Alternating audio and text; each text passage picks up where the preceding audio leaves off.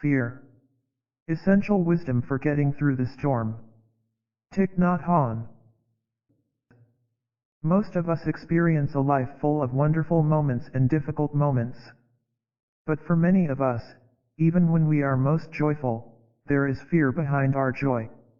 We fear that this moment will end, that we won't get what we need, that we will lose what we love, or that we will not be safe. Often, our biggest fear is the knowledge that one day our bodies will cease functioning. So even when we are surrounded by all the conditions for happiness, our joy is not complete. We think that, to be happier, we should push away or ignore our fear. We don't feel at ease when we think of the things that scare us, so we deny our fear away. Oh, no, I don't want to think about that. We try to ignore our fear, but it is still there. The only way to ease our fear and be truly happy is to acknowledge our fear and look deeply at its source. Instead of trying to escape from our fear, we can invite it up to our awareness and look at it clearly and deeply. We are afraid of things outside of ourselves that we cannot control. We worry about becoming ill, aging, and losing the things we treasure most. We try to hold tight to the things we care about, our possessions, our property, our loved ones. But holding tightly doesn't ease our fear. Eventually, one day, we will have to let go of all of them. We cannot take them with us. We may think that if we ignore our fears, they'll go away. But if we bury worries and anxieties in our consciousness, they continue to affect us and bring us more sorrow. We are very afraid of being powerless. But we have the power to look deeply at our fears, and then fear cannot control us. We can transform our fear. The practice of living fully in the present moment, what we call mindfulness, can give us the courage to face our fears and no longer be pushed and pulled around by them. To be mindful means to look deeply, to touch our true nature of interbeing and recognize that nothing is ever lost. One day during the Vietnam War, I was sitting in a vacant airfield in the highlands of Vietnam. I was waiting for a plane to go north to study a flooding situation and help bring relief to the flood victims. The situation was urgent, so I had to go in a military plane that was usually used to transport such things as blankets and clothing. I was sitting alone in the airfield waiting for the next plane when an American officer came up to me. He was also waiting for his plane. It was during the war, and there were only the two of us at the airfield. I looked at him and saw that he was young. Immediately, I had a lot of compassion for him. Why does he have to come here to kill or be killed? So out of compassion I said, "You must be very afraid of the Viet Cong. The Viet Cong were Vietnamese communist guerrillas." Unfortunately, I wasn't very skillful, and what I said watered the seed of fear in him. He immediately touched his gun and asked me, "Are you a Viet Cong?" Before coming to Vietnam, U.S. Army officers had learned that everyone in Vietnam could be a Viet Cong, and fear inhabited every American soldier. Every child, every monk, could be a guerrilla agent. The soldiers had been educated this way, and they saw enemies everywhere. I'd tried to express my sympathy to the soldier, but as soon as he'd heard the word Viet Cong he'd been overwhelmed by his fear and went for his gun. I knew I had to be very calm. I practiced breathing in and breathing out very deeply and then said, "No, I am waiting for my plane to go to Da Nang to study the flooding and see how I can help." I had a lot of sympathy for him, and this came through in my voice. As we talked, I was able to communicate that I believed the war had created a lot of victims, not only Vietnamese but also Americans. The soldier calmed down as well, and we were able to talk. I was safe, because I had enough lucidity and calm. If I had acted out of fear, he would have shot me out of his fear. So don't think that dangers come only from outside. They come from inside. If we don't acknowledge and look deeply at our own fears, we can draw dangers and accidents to us. We all experience fear, but if we can look deeply into our fear, we will be able to free ourselves from its grip and touch joy. Fear keeps us focused on the past or worried about the future. If we can acknowledge our fear, we can realize that right now we are okay. Right now, today, we are still alive, and our bodies are working marvelously. Our eyes can still see the beautiful sky. Our ears can still hear the voices of our loved ones. The first part of looking at our fear is just inviting it into our awareness without judgment. We just acknowledge gently that it is there. This brings a lot of relief already. Then, once our fear has calmed down, we can embrace it tenderly and look deeply into its roots, its sources. Understanding the origins of our anxieties and fears will help us let go of them. Is our fear coming from something that is happening right now, or is it an old fear, a fear from when we were small, that we've kept inside? When we practice inviting all our fears up, we become aware that we are still alive, that we still have many things to treasure and enjoy. If we are not busy pushing down and managing our fear, we can enjoy the sunshine, the fog, the air, and the water.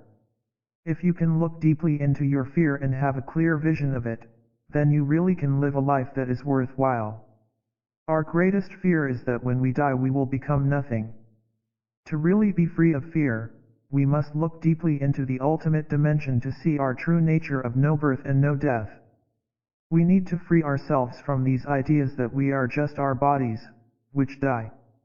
When we understand that we are more than our physical bodies, that we didn't come from nothingness and will not disappear into nothingness, we are liberated from fear. The Buddha was a human being, and he also knew fear. But because he spent each day practicing mindfulness and looking closely at his fear, when confronted with the unknown, he was able to face it calmly and peacefully. There is a story about a time the Buddha was out walking and Angulimala, a notorious serial killer, came upon him. Angulimala shouted for the Buddha to stop, but the Buddha kept walking slowly and calmly. Angulimala caught up with him and demanded to know why he hadn't stopped. The Buddha replied, "Angulimala, I stopped a long time ago. It is you who have not stopped." He went on to explain, "I stopped committing acts that cause suffering to other living beings. All living beings want to live. All fear death. We must nurture a heart of compassion and protect the lives of all beings." Startled, Angulimala asked to know more. By the end of the conversation, Angulimala vowed never again to commit violent acts and decided to become a monk. How could the Buddha remain so calm and relaxed when faced with a murderer? This is an extreme example, but each of us faces our fears in one way or another every day. A daily practice of mindfulness can be of enormous help. Beginning with our breath, beginning with awareness, we are able to meet whatever comes our way. Fearlessness is not only possible, it is the ultimate joy. When you touch non-fear, you are free. If I am ever in an airplane and the pilot announces that the plane is about to crash, I will practice mindful breathing. If you receive bad news, I hope you will do the same. But don't wait for the critical moment to arrive before you start practicing to transform your fear and live mindfully. Nobody can give you fearlessness. Even if the Buddha were sitting right here next to you, he couldn't give it to you. You have to practice and realize it yourself. If you make a habit of mindfulness practice, when difficulties arise, you will already know what to do. A time before. Many of us don't remember this, but a long time ago, we lived inside our mother's wombs. We were tiny, living human beings. There were two hearts inside your mother's body, her own heart and your heart. During this time your mother did everything for you, she breathed for you, ate for you, drank for you. You were linked to her through your umbilical cord. Oxygen and food came to you through the umbilical cord, and you were safe and content inside of your mother. You were never too hot or too cold.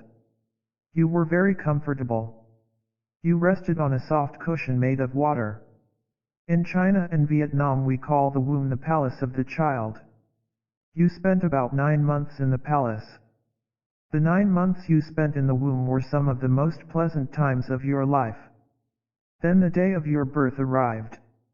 Everything felt different around you, and you were thrust into a new environment. You felt cold and hunger for the first time. Sounds were too loud, lights were too bright. For the first time, you felt afraid. This is original fear. Inside the palace of the child you didn't need to use your own lungs. But at the moment of your birth, someone cut the umbilical cord and you were no longer physically joined with your mother. Your mother could no longer breathe for you. You had to learn how to breathe on your own for the first time. If you couldn't breathe on your own, you would die. Birth was an extremely precarious time. You were pushed out of the palace, and you encountered suffering. You tried to inhale, but it was difficult. There was some liquid in your lungs and to breathe in you had to first push out that liquid. We were born, and with that birth, our fear was born along with the desire to survive. This is original desire. As infants, each one of us knew that to survive, we had to get someone to take care of us. Even after our umbilical cord was cut, we still had to rely entirely on adults to survive. When you depend on someone or something else to survive, it means that a link, a kind of invisible umbilical cord, is still there between you. When we grow up, our original fear and original desire are still there. Although we are no longer babies, we still fear that we cannot survive, that no one will take care of us. Every desire we will have in our lives has its root in this original, fundamental desire to survive. As babies, we all find ways to ensure our survival. We may have felt very powerless. We had legs but couldn't walk.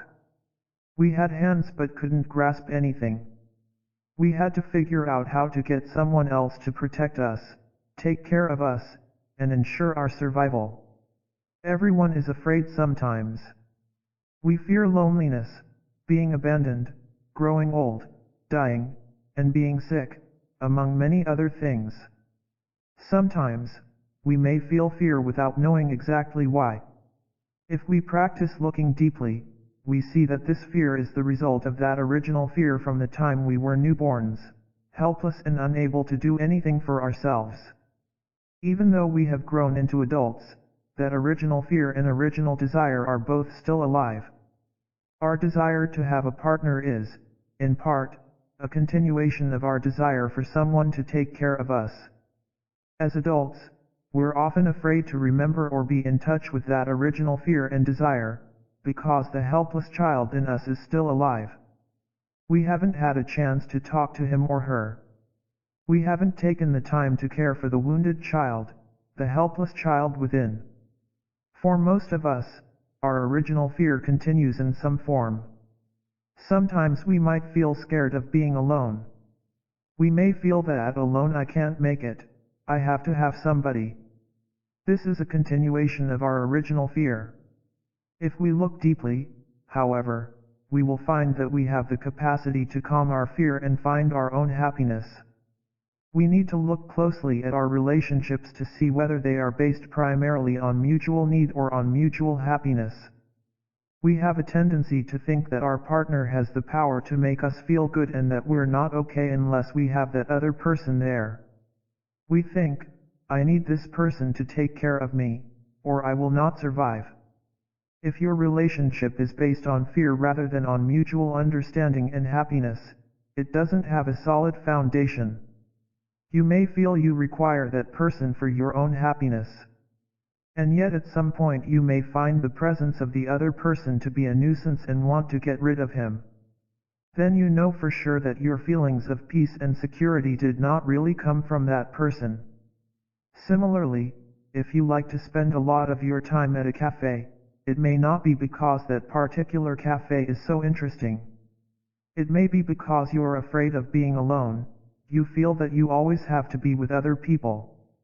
When you turn on the television, it may not be because there's a fascinating program you want to see, it's because you're afraid of being alone with yourself.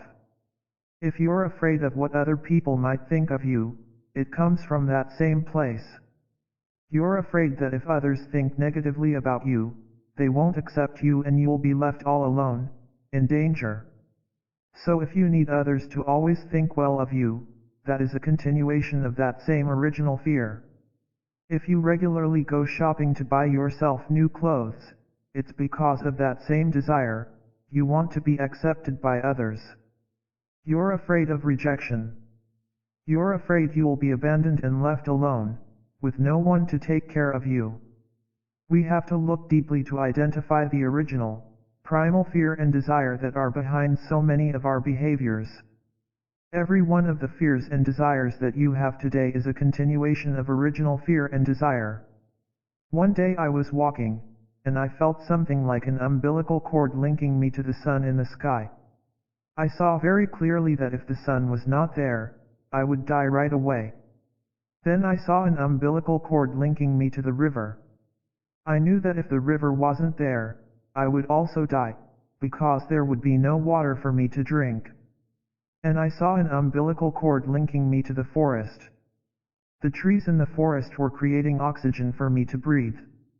Without the forest, I would die. And I saw an umbilical cord linking me to the farmer who grows the vegetables, wheat, and rice that I cook and eat. When you practice meditation, you begin to see things that other people do not see. Although you don't see all these umbilical cords, they are there, linking you to your mother, your father, the farmer, the sun, the river, the forest, and so on. Meditation can include visualization. If you were to draw a picture of yourself with these many umbilical cords, you would discover that there are not only 5 or 10, but maybe hundreds or thousands of them, and you are linked to them all. In Plum Village, where I live in southwest France, we like to use gathas, short practice poems that we recite silently or out loud throughout the day, to help us live deeply every action of our daily life.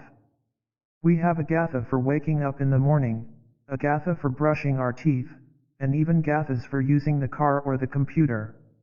The gatha we say as we serve our food goes like this.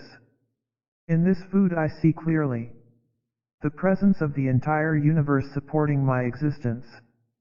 Looking deeply into the vegetables, we see sunshine is inside them, a cloud is inside, the earth is inside, and a lot of hard, loving work is also there in the food before us. Looking in this way, even if no one else is sitting down with us to share that meal, we know that our community, our ancestors, Mother Nature, and the whole cosmos are right there, with us and inside us in every moment. We never need to feel alone. One of the first things we can do to soothe our fear is to talk to it. You can sit down with that fearful child inside and be gentle with him or her. You might say something like this: "Dear little child, I am your adult self. I would like to tell you that we are no longer a baby, helpless and vulnerable. We have strong hands and strong feet, we can very well defend ourselves. So there is no reason why we have to continue to be fearful anymore." I believe that talking to the child like that can be very helpful, because the inner child may be deeply wounded, and the child has been waiting for us to come back to her. All her childhood wounds are still there, and we have been so busy that we have had no time to go back and help the child heal. That is why it's very important to take the time to go back, to recognize the presence of the wounded child in us, to talk to him and try to help him heal. We can remind him several times that we are no longer a helpless child, we have grown up into an adult, and we can very well take care of ourselves. Practice talking to your inner child. Put down 2 cushions. First sit on one cushion and pretend you are the helpless, vulnerable child. You express yourself: "Dear one, I am very helpless. I cannot do anything. It's very dangerous. I'm going to die, nobody is taking care of me." You have to speak the language of the baby. And while you are expressing yourself like that, if the feelings of fear, hopelessness, stress, and helplessness come up, please allow them to come up and recognize them. Allow the helpless child enough time to express herself fully. This is very important. After she has finished, move to the other cushion to play the role of the adult self. As you look at the other cushion, imagine the helpless child is sitting there and talk to her. Listen to me. I am your adult self. You are no longer a helpless child. We have grown up into an adult already. We have enough intelligence to protect ourselves, to survive by ourselves. We don't need someone to take care of us anymore. When you try this, you will see that the feeling of safety and security you want to feel doesn't need to come from clinging to another person or from constantly distracting yourself. Acknowledging and soothing the fear within is the first step in letting it go. Understanding that we are now safe is essential for those of us who have suffered abuse, fear, or pain in our past. Sometimes we may need a friend, a brother, a sister, a teacher, to help us not fall back into the past. We have grown up. We're now capable not just of defending ourselves but of living fully in the present moment and giving to others. Original fear. Many of us often find ourselves thinking of things that stir up feelings of fear and sorrow. We have all experienced some suffering in our past, and we often recall our past suffering. We revisit the past, reviewing it and watching the films of the past. But if we revisit these memories without mindfulness or awareness, every time we watch those images we suffer again. Suppose you were abused as a young child. You suffered greatly. You were fragile and vulnerable. You were likely afraid all the time. You didn't know how to protect yourself. Perhaps in your mind you continue to be abused again and again, even though you are an adult now. You are no longer that child who was fragile and vulnerable, with no means of defense. Yet you continue to experience the suffering of the child, because you always revisit those memories even though they are painful. There is a film, an image stored in your consciousness. Every time your mind goes back to the past and you look at that image or watch that film, you suffer again. Mindfulness reminds us that it is possible to be in the here and now. It reminds us that the present moment is always available to us. We don't have to live events that happened long ago. Suppose someone slapped your face 20 years ago. That was recorded as an image in your subconscious. Your subconscious stores many films and images of the past, which are always being projected down there. And you have a tendency to go back and watch them again and again, so you continue to suffer. Every time you see that picture, you are slapped again and again and again. But that is only the past. You are no longer in the past, you are in the present moment. That did happen, yes, in the past. But the past is already gone. Now the only things left are pictures and memories. If you keep going back to the past to review those images, that is wrong mindfulness. But if we root ourselves in the present moment, we can look at the past in a different way and transform its suffering. Perhaps when you were a little child, people would sometimes take your toy away from you. You learned to cry, to try to manipulate the situation, or to smile so as to please your caretaker, to make her give back the toy. As a young child, you learn to produce a diplomatic smile. That's one way of dealing with the problem of survival. You learn without even knowing that you're learning. The feeling that you're fragile, vulnerable, unable to defend yourself, the feeling that you always need someone to be with you, is always there. That original fear, and its other face, original desire, is always there. The infant, with his fear and his desire, is always alive in us. Some of us have depression and continue to suffer even if in the present situation everything looks all right. This is because we have a tendency to dwell in the past. We feel more comfortable making our home there, even if it holds a lot of suffering.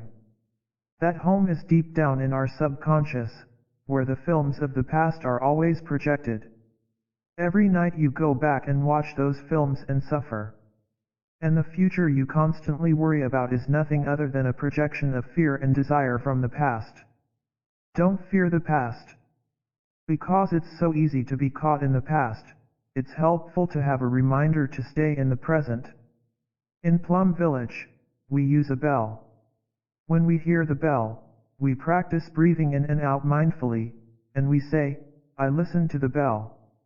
This wonderful sound brings me back to my true home. My true home is in the here and now. The past is not my true home."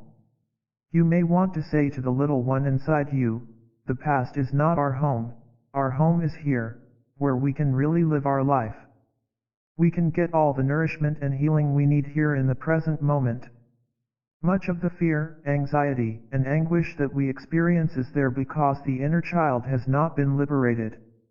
That child is afraid to come out to the present moment, and so your mindfulness, your breath, can help this child to realize that she is safe and can be free.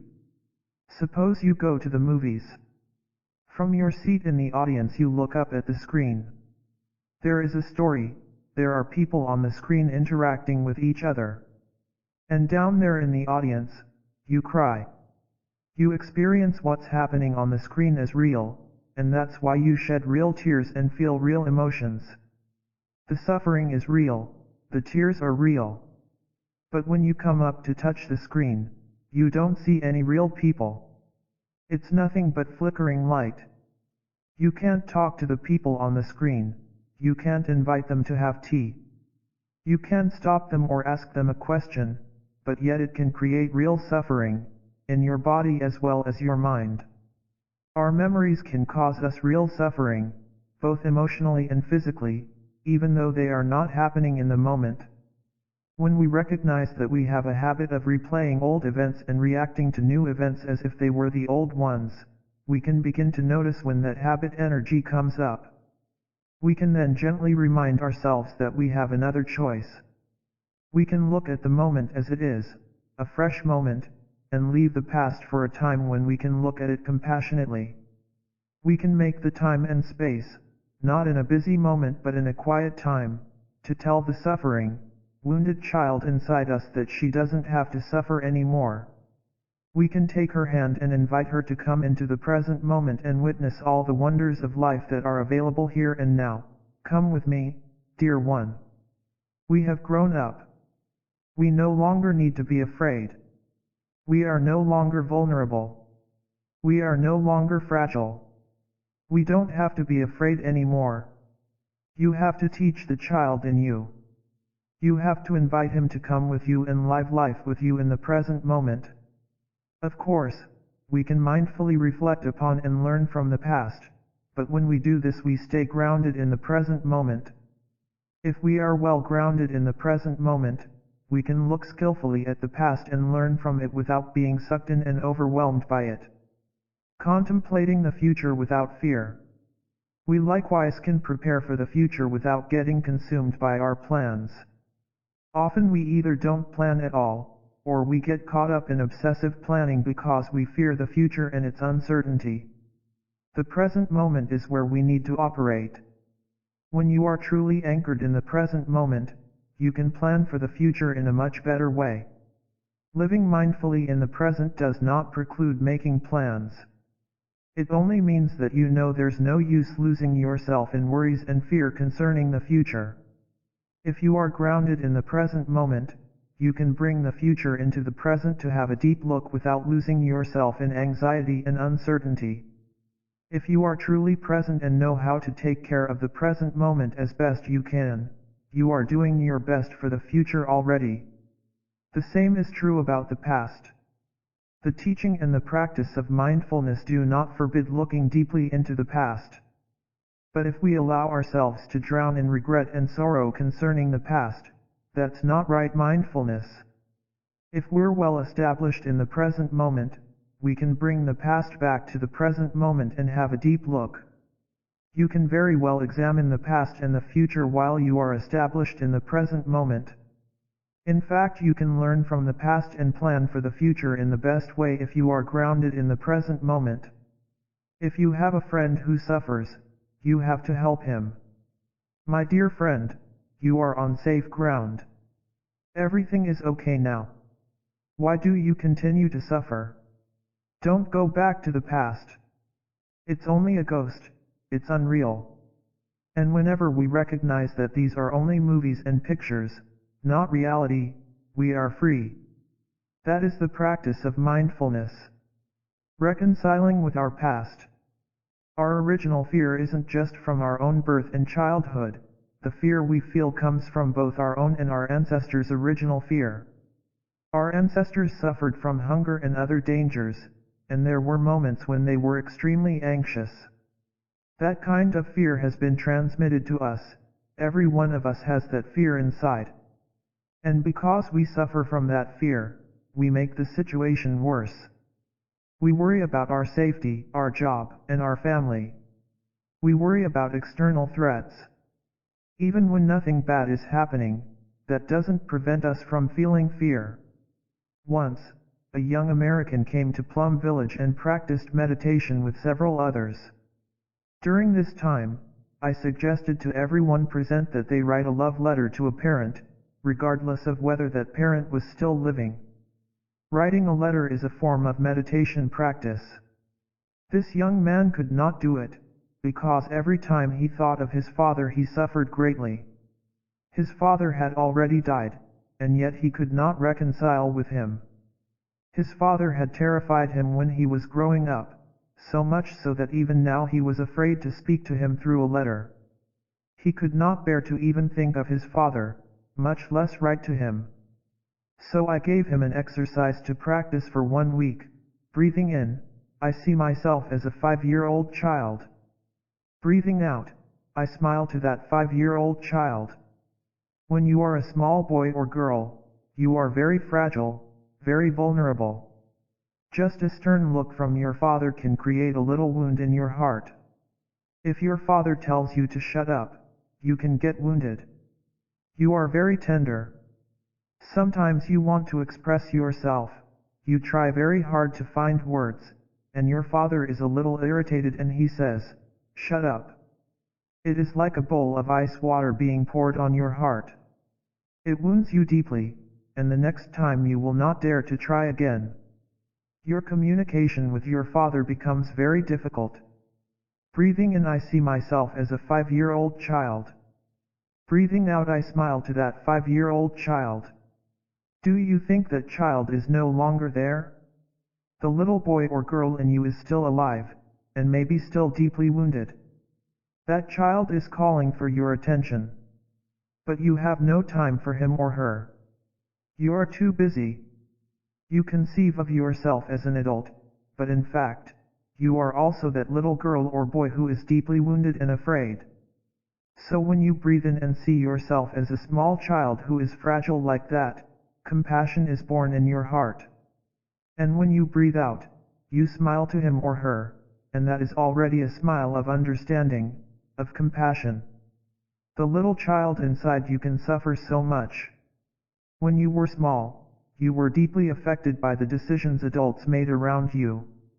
A child is very impressionable. Even before he or she is born, a child hears sounds and can distinguish shouting from singing. This is why, if you really care for your child, even when your child is not yet born, you will surround that child with love. Love should begin very early. There are many young people who say they hate their fathers or mothers. They sometimes tell me, in strong, clear terms, I don't want to have anything to do with him, with her.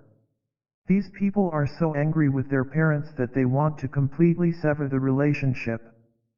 Sometimes, people have good reasons for separating themselves physically or emotionally from their parents, especially if their parents are abusive. Sometimes, we fear that if we are around our parents, we will be too vulnerable and will get hurt again. But even if we refuse to see our parents or talk to them, we cannot separate ourselves completely from them. We are made from them. We are our fathers. We are our mothers. This is true even if we think we hate them. We are the continuation of our mothers and fathers. We can't extract that part of ourselves. To get angry with our parents doesn't change this. We are only getting angry with ourselves. We need to reconcile with the parents inside, talk to the parents inside, and look for a way to peacefully coexist.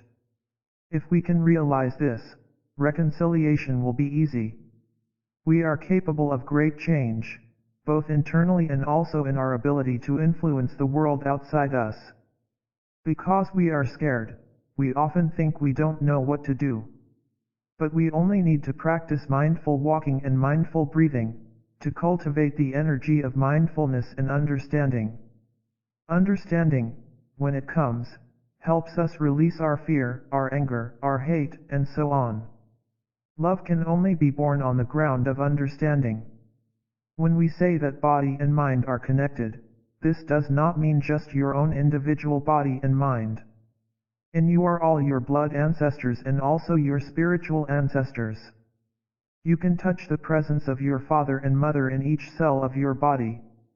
They are truly present in you, along with your grandparents and great-grandparents. Doing this, you know you are their continuation. You may have thought that your ancestors no longer existed, but even scientists say your ancestors are present in you, in the genetic heritage that is in every cell of your body. The same is true for your descendants. You will be present in every cell of their bodies. And you are present in the consciousness of everyone you have touched. Think of a plum tree. In each plum on the tree there is a pit. That pit contains the plum tree and all previous generations of plum tree. The plum pit contains an infinite number of plum trees. Inside the pit is an intelligence, a wisdom that knows how to become a plum tree, how to produce branches, leaves, flowers, and plums. It cannot do this on its own. It can do this only because it has received the experience and adaptations of so many generations of ancestors. You are the same. You possess the wisdom and intelligence to become a full human being because you have inherited an eternity of wisdom, not only from your blood ancestors but from your spiritual ancestors too. Your spiritual ancestors are in you because what you are by nature and what you are by nurture cannot be separated. Nurturing transforms your inherited nature. Your spirituality and your mindfulness practice, which are parts of your daily life, are also in every cell of your body. So your spiritual ancestors are in every cell of your body. You cannot deny their presence.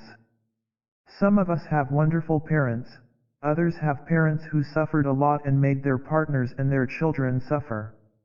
Just about everyone has some blood ancestors whom we admire, and others who had many negative traits and of whom we are not proud. They are all our ancestors. We may also have spiritual ancestors who did not help us and may even have done harm. We may be angry with them, but they are still our ancestors. We need to return to ourselves and embrace our blood and spiritual ancestors. We cannot get rid of them. They are a reality and they are there inside us, in body, mind, and spirit. Unconditional acceptance is the first step in opening the door to the miracle of forgiveness. Practice, accepting our ancestors. To sincerely accept others as they are, we must begin with ourselves. If we cannot accept ourselves as we are, we will never be able to accept others. When I look at myself, I see positive, admirable, and even remarkable things, but I also know that there are negative parts of me. So first I recognize and accept myself. Breathing in and breathing out, you visualize your ancestors, and you see all their positive and negative points. Be determined to accept them all as your ancestors without hesitation. Dear ancestors, I am you, with all your strengths and weaknesses. I see you have negative and positive seeds. I understand that you have been lucky and that good seeds like kindness, compassion, and fearlessness were watered in you. I also understand that if you were not lucky and negative seeds like fear, greed, and jealousy were watered in you, then the positive seeds did not have a chance to grow. When a person's positive seeds are watered in life, it is partly because of luck and partly because of effort. The circumstances of our lives can help us water the seeds of patience, generosity, compassion, and love. The people around us can help us water these seeds, and so can the practice of mindfulness. But if a person grows up in a time of war or in a family and community that is suffering, that person may be full of despair and fear. Parents who suffer a lot and are afraid of the world and other people water the seeds of fear and anger in their children. If children grow up embraced by security and love, the good seeds in them are nurtured and grow strong. If you can look at your ancestors in this way, you will understand that they were human beings who suffered and tried their best. That understanding will erase all rejection and anger. Accepting all your ancestors with both their strengths and their weaknesses will help you become more peaceful and less afraid. You can also see your elder brothers and sisters as your youngest ancestors, because they were born before you. They too have strengths and challenges, like all of us. Making peace with your ancestors takes some practice, but it is important to reconcile with them if you are to settle the fear within yourself. You can do this anywhere, before an altar or a tree, on a mountain, or in the city. All you need to do is visualize the presence of all your ancestors inside you. You are their continuation. Only when you make your peace with them can you be 100% in the moment. Releasing fears about the future. The 5 remembrances. In addition to getting caught in dwelling on events that happened in the past, we often walk around in fear of what will happen to us in the future. The fear of death is one of the greatest fears people have. When we look directly into the seeds of this fear instead of trying to cover it up or run away, we begin to transform it. One of the most powerful ways to do this is with the practice of the 5 remembrances. If you breathe slowly and mindfully, in and out, deep and slow, while you say these remembrances to yourself, it will help you look deeply into the nature and roots of your fear. The 5 remembrances are: 1. I am of the nature to grow old. I cannot escape growing old. 2. I am of the nature to have ill health. I cannot escape having ill health. 3. I am of the nature to die. I cannot escape death. 4. All that is dear to me, and everyone I love, are of the nature to change. There is no way to escape being separated from them. 5. I inherit the results of my acts of body, speech, and mind. My actions are my continuation. Looking deeply at each remembrance and breathing in and out with our awareness of each one, we engage our fear in an empowered way. I am of the nature to grow old. I cannot escape growing old. That is the first remembrance. Breathing in, I know I am of the nature to grow old. Breathing out, I know I can't escape growing old. We are all afraid of getting old. We don't want to think about it. We want that fear to stay peacefully down there, far away from us. This contemplation comes from the sutra in the Anguttara Nikaya 3, 70-71. Surely I will have to grow old.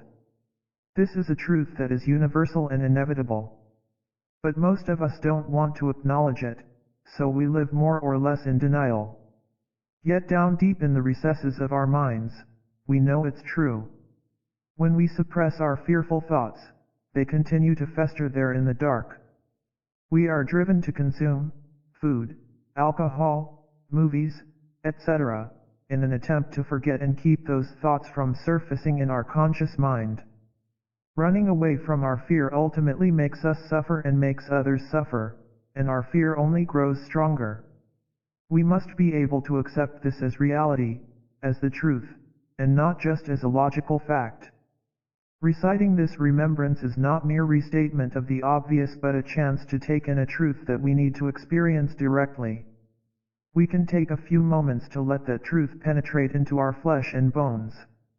We shouldn't just leave it to our intellectual understanding.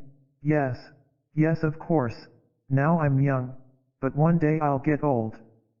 That's just an abstract notion that brings no benefit, especially since our mind usually works to repress and forget about it right away after we say it. The Buddha taught that when we call up and get in touch with the truth that we cannot escape old age and death, our fear, and the foolish things we do to try not to feel it, will cease. We no longer act out our fears unconsciously and fuel the cycle that makes them grow ever stronger. I am of the nature to have ill health. I cannot escape having ill health. The second remembrance recognizes that sickness is a universal phenomenon. Breathing in, I know I am of the nature to have ill health. Breathing out, I know I can't escape having ill health. Siddhartha, as the Buddha was called before he practiced and became enlightened, was one of the strongest young men in Kapilavastu. He often took first place in sporting contests, and everyone, including his envious cousin Devadatta, dreamed of having Siddhartha's prowess. Siddhartha naturally became arrogant, knowing that few people were as strong as he. But when he practiced looking deeply in sitting meditation, Siddhartha recognized his arrogance and was able to let go of it. If we are in normal good health, we may think getting sick is for other people. We look down on others, saying they're always getting sick from nothing at all, they have to take medicine and receive massage all the time. We think we're not like them. But one day we will likely also fall sick. If we are not diligent in contemplating this reality now, then when that day suddenly comes upon us we won't be able to handle it. Our legs are still strong now, we can run, do walking meditation, play soccer. We can still use our arms to do many things. But most of us aren't making good use of our ability to take good care of others and ourselves. We don't use our energy for the practice of transforming our afflictions and helping to relieve suffering in others and ourselves. One day, we'll be lying down on the bed, and even if we want nothing more than just to stand up and take one step, we won't be able to do it. That's why we must see right in the present moment that, having a body, surely we will get sick one day. Seeing this, naturally we will drop our arrogance about our good health. The path of right conduct will appear, we will make good use of our time and energy to do what's needed and not be carried away by senseless pursuits that can destroy our bodies and minds. What we need to do will become clear. I am of the nature to die. I cannot escape death. This is the third remembrance. Breathing in, I know it is my nature to die. Breathing out, I know I can't escape dying. It's a simple and true fact that you are reluctant to face. You want this fact to get lost, because you're afraid. It's painful for you to look deeply into it. Death is a reality that we have to confront. The subconscious mind is always trying to forget that, because when we touch that fear and we are not equipped with the energy of mindfulness, we suffer. Our defense mechanism pushes us to forget. We don't want to hear about it. But in the back of our minds, the fear of death is always there, pushing on us. When we really face the fact that we will die one day, and maybe sooner than we think, we won't embarrass ourselves doing ridiculous things, keeping up the delusion that we're going to live forever. Contemplating our mortality helps us focus our energy into the practice of transforming and healing ourselves and our world. All that is dear to me, and everyone I love, are of the nature to change. There is no way to escape being separated from them. This is the fourth remembrance. Breathing in, I know that one day I will have to let go of everything and everyone I love. Breathing out, there is no way to bring them along. Everything that I cherish today I will have to leave behind tomorrow, whether it is my house, my bank account, my children, or my beautiful partner. Everything that I cherish today, I will have to abandon. I cannot carry anything with me when I die. This is a scientific truth. What we cherish, what belongs to us today, won't be there tomorrow. We will have to take leave not only of our most cherished objects but also of the people we love. We can't take anything or anyone else with us in our death. Yet every day we strive to accumulate more and more money, knowledge, fame, and everything else. Even when we reach 60 or 70 years of age, we keep grasping for more knowledge, money, fame, and power. We know that the mementos and belongings we covet must all be abandoned one day. That's why those in monastic life practice not to collect things. The Buddha said monastics should have only 3 robes, a begging bowl, a water filter, and a sitting mat, and even these few things they also should be prepared to release. The Buddha often said that we should not be attached to even the foot of that tree where we like to sit and sleep. We should be able to sit and sleep at the foot of any tree. Our happiness should not depend on having that particular spot. We must be ready to let go. If we practice and are able to release, we can be free and happy right now, today. If we can't let go, we will suffer not only on the day when we're finally forced to do so, but right now, today, and every day in between, because fear will be constantly stalking us.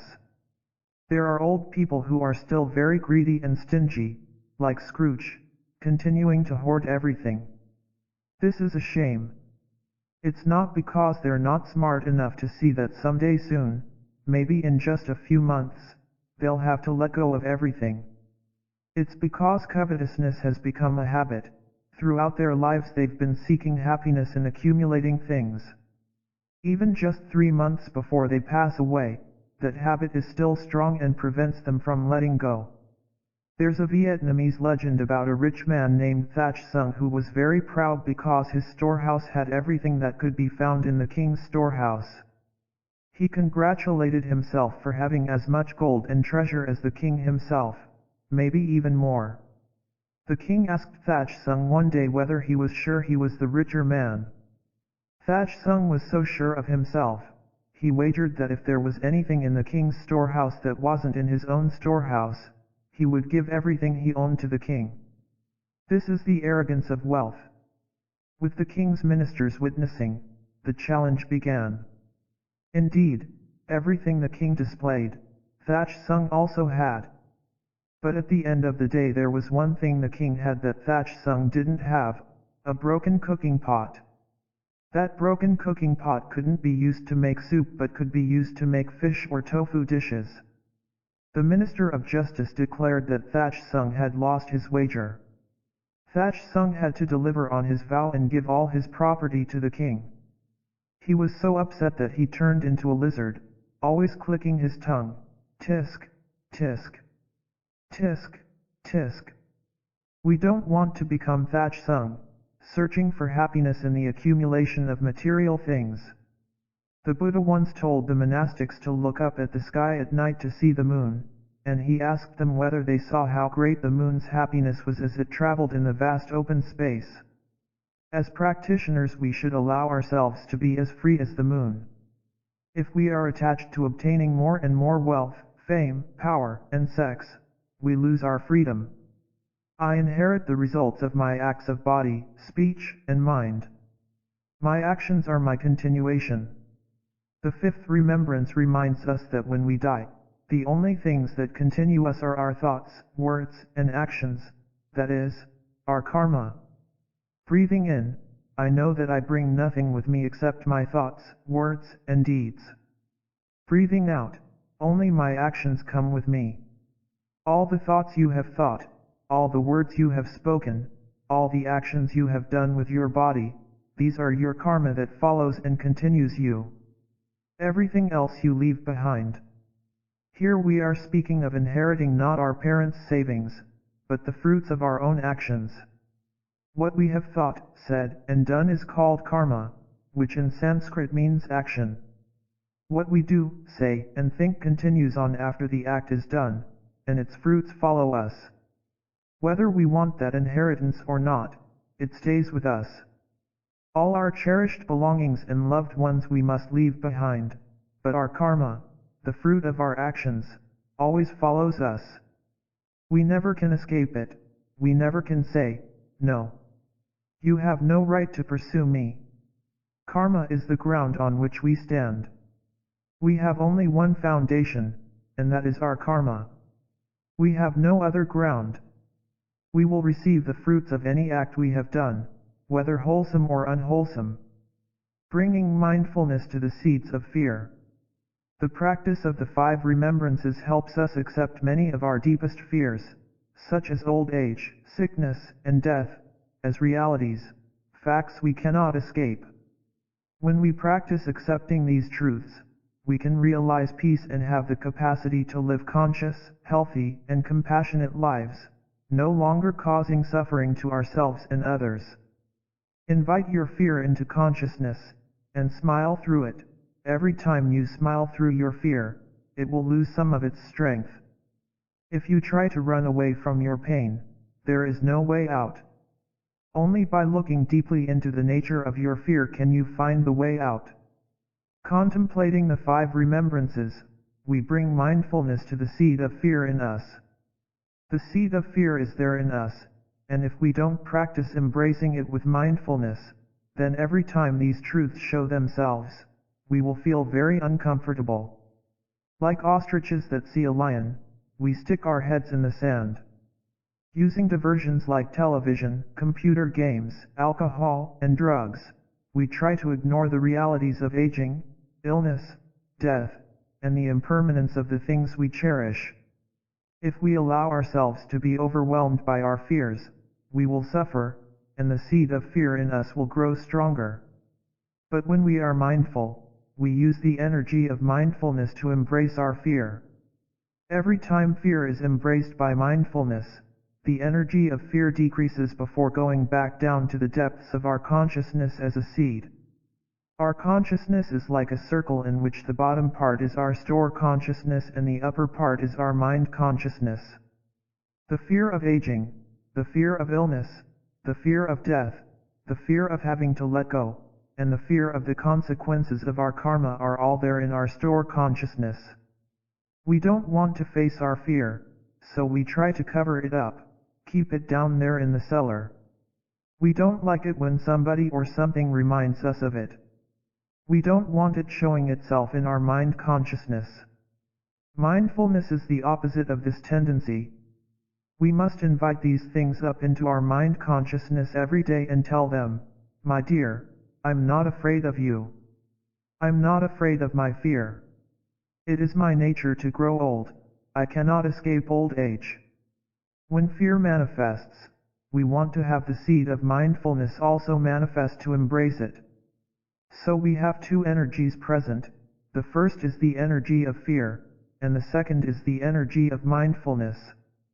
The fear receives a bath of mindfulness and becomes a little bit weaker before it drops back down to the depths of our consciousness in the form of a seed.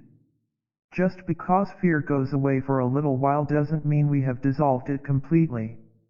If we have a peaceful moment, a moment of meditation, we can call it up again.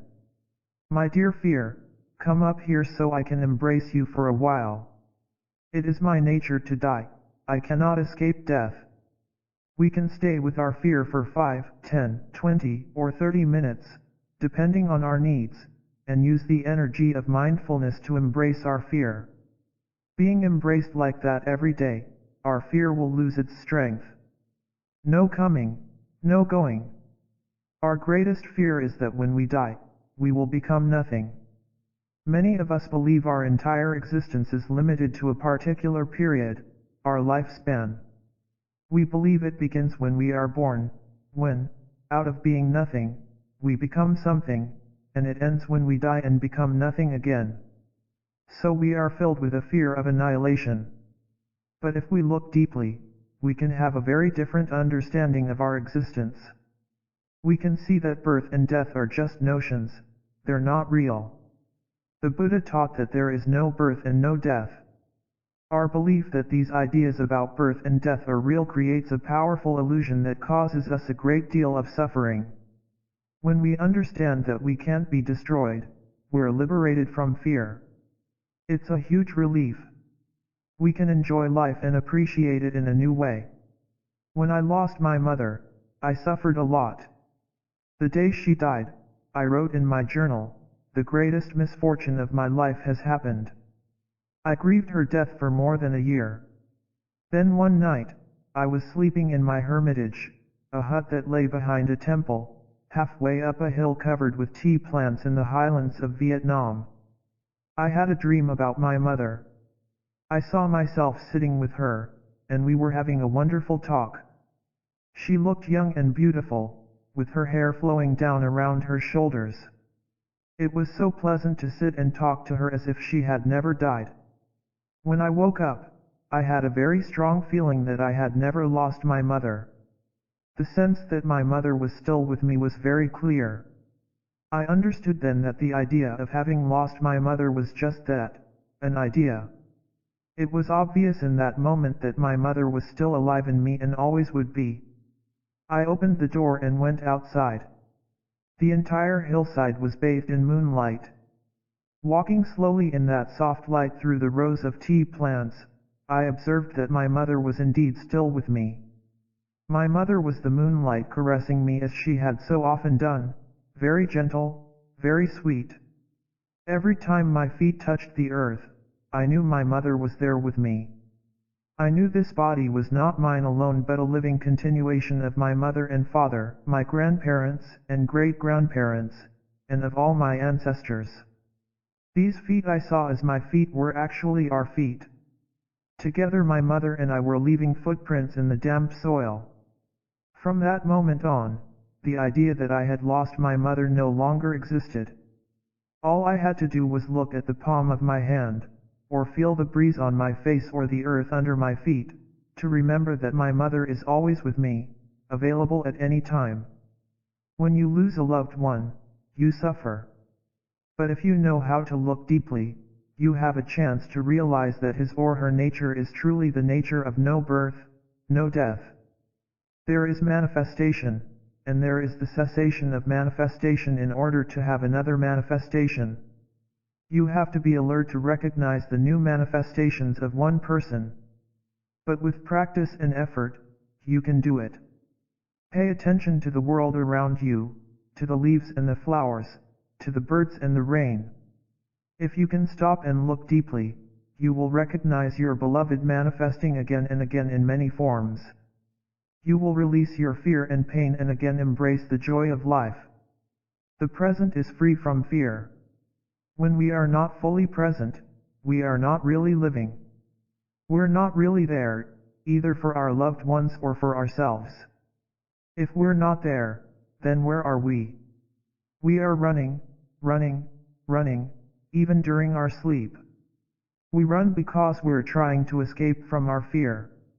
We cannot enjoy life if we spend our time and energy worrying about what happened yesterday and what will happen tomorrow. If we're afraid all the time, we miss out on the wonderful fact that we're alive and can be happy right now.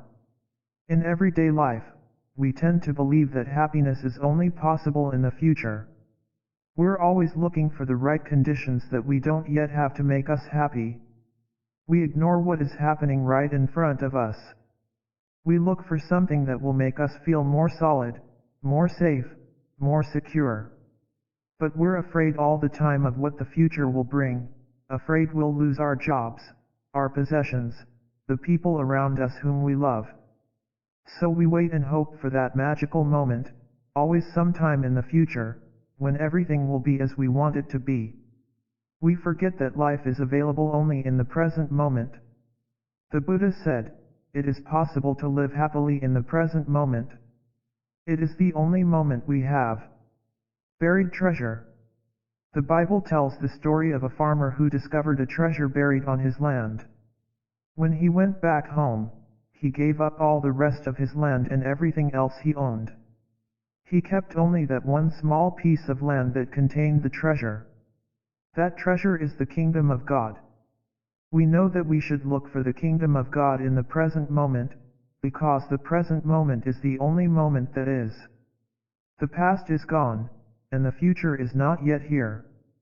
So the place where you should look for the kingdom of God or the pure land of the Buddha, the place where you should look for your happiness, your peace, and your fulfillment, has to be in the present moment. It's so simple and clear. But since we have the tendency to slide back into the past or to run into the future, we have to recognize that habit and learn how to be free from it to really establish ourselves in the present moment. When the Buddha gave a talk to a large gathering of businessmen, the core of his message to them was, it is possible to live happily right in the present moment. The Buddha saw that most of the businessmen were very concerned about their future success and weren't capable of enjoying the present moment. They didn't have time for themselves or their families. They didn't have time to love and make the people around them happy. They were continually being sucked into the future. The Pure Land is in the present moment. The Pure Land is now or never. The same is true with the Kingdom of God. It's either now or never. The Kingdom of God is not just a lovely idea. It is a reality. When you do mindful breathing and walking, you go home to the present moment, and you touch the many wonders of life in you and around you, and all of that belongs to the Kingdom of God. If you have found the Kingdom of God, you no longer need to run after fame and riches and sensual pleasures. When we go home to the present moment, we understand there are so many conditions of happiness that we don't need to go running after yet another one. We already have enough conditions to be happy. Happiness is entirely possible right in the here and now. The Buddha's teaching about living happily in the present moment is a very pleasant one. We can be happy right now. The practice is also very pleasant. When we climb the hill together, we don't need to make an effort, we enjoy every step. Walking like that, if we are free of the past, free of the future, we can touch the Kingdom of God, the Pure Land of the Buddha, with every step. The here and now. I have arrived, I am home in the here, in the now. I am solid, I am free, in the ultimate I dwell. When we come back to the here and now, we recognize the many conditions of happiness that already exist. The practice of mindfulness is the practice of coming back to the here and now to be deeply in touch with ourselves and with life. We have to train ourselves to do this. Even if we're very intelligent and grasp the principle right away, we still have to train ourselves to really live this way. We have to train ourselves to recognize the many conditions for happiness that are already here. You can recite the poem above as you breathe in and out. You can practice this poem when you drive to your office. You may not have arrived at your office, but even while driving you have already arrived at your true home, the present moment. When you arrive at your office, this is also your true home. In your office, you are also in the here and now. Just practicing the first line of the poem, I have arrived, I am home, can make you very happy. Whether you are sitting, walking, watering the vegetable garden, or feeding your child, it is always possible to practice I have arrived, I am home. I have run all my life, I am not going to run anymore, now I am determined to stop and really live my life. When we practice breathing in and we say, I have arrived, and we really arrive, that is success. To be fully present, 100% alive, is a real achievement. The present moment has become our true home. When we breathe out and say, I am home and we really feel at home, we no longer have to be afraid. We really don't need to run anymore. We repeat this mantra, I have arrived, I am home, until it feels real. We repeat breathing in and out and taking steps until we are firmly established in the here and now. The words should not be an obstacle, the words only help you concentrate and keep your insight alive. It is the insight that keeps you home, not the words. The two dimensions of reality. If you have succeeded in arriving at home, truly dwelling in the here and now, you already have the solidity and freedom that are the foundation of your happiness. Then you are able to see the two dimensions of reality, the historical and the ultimate. To represent the two dimensions of reality, we use the images of the wave and water. Looking at the dimension of the wave, the historical dimension, we see that the wave seems to have a beginning and an end.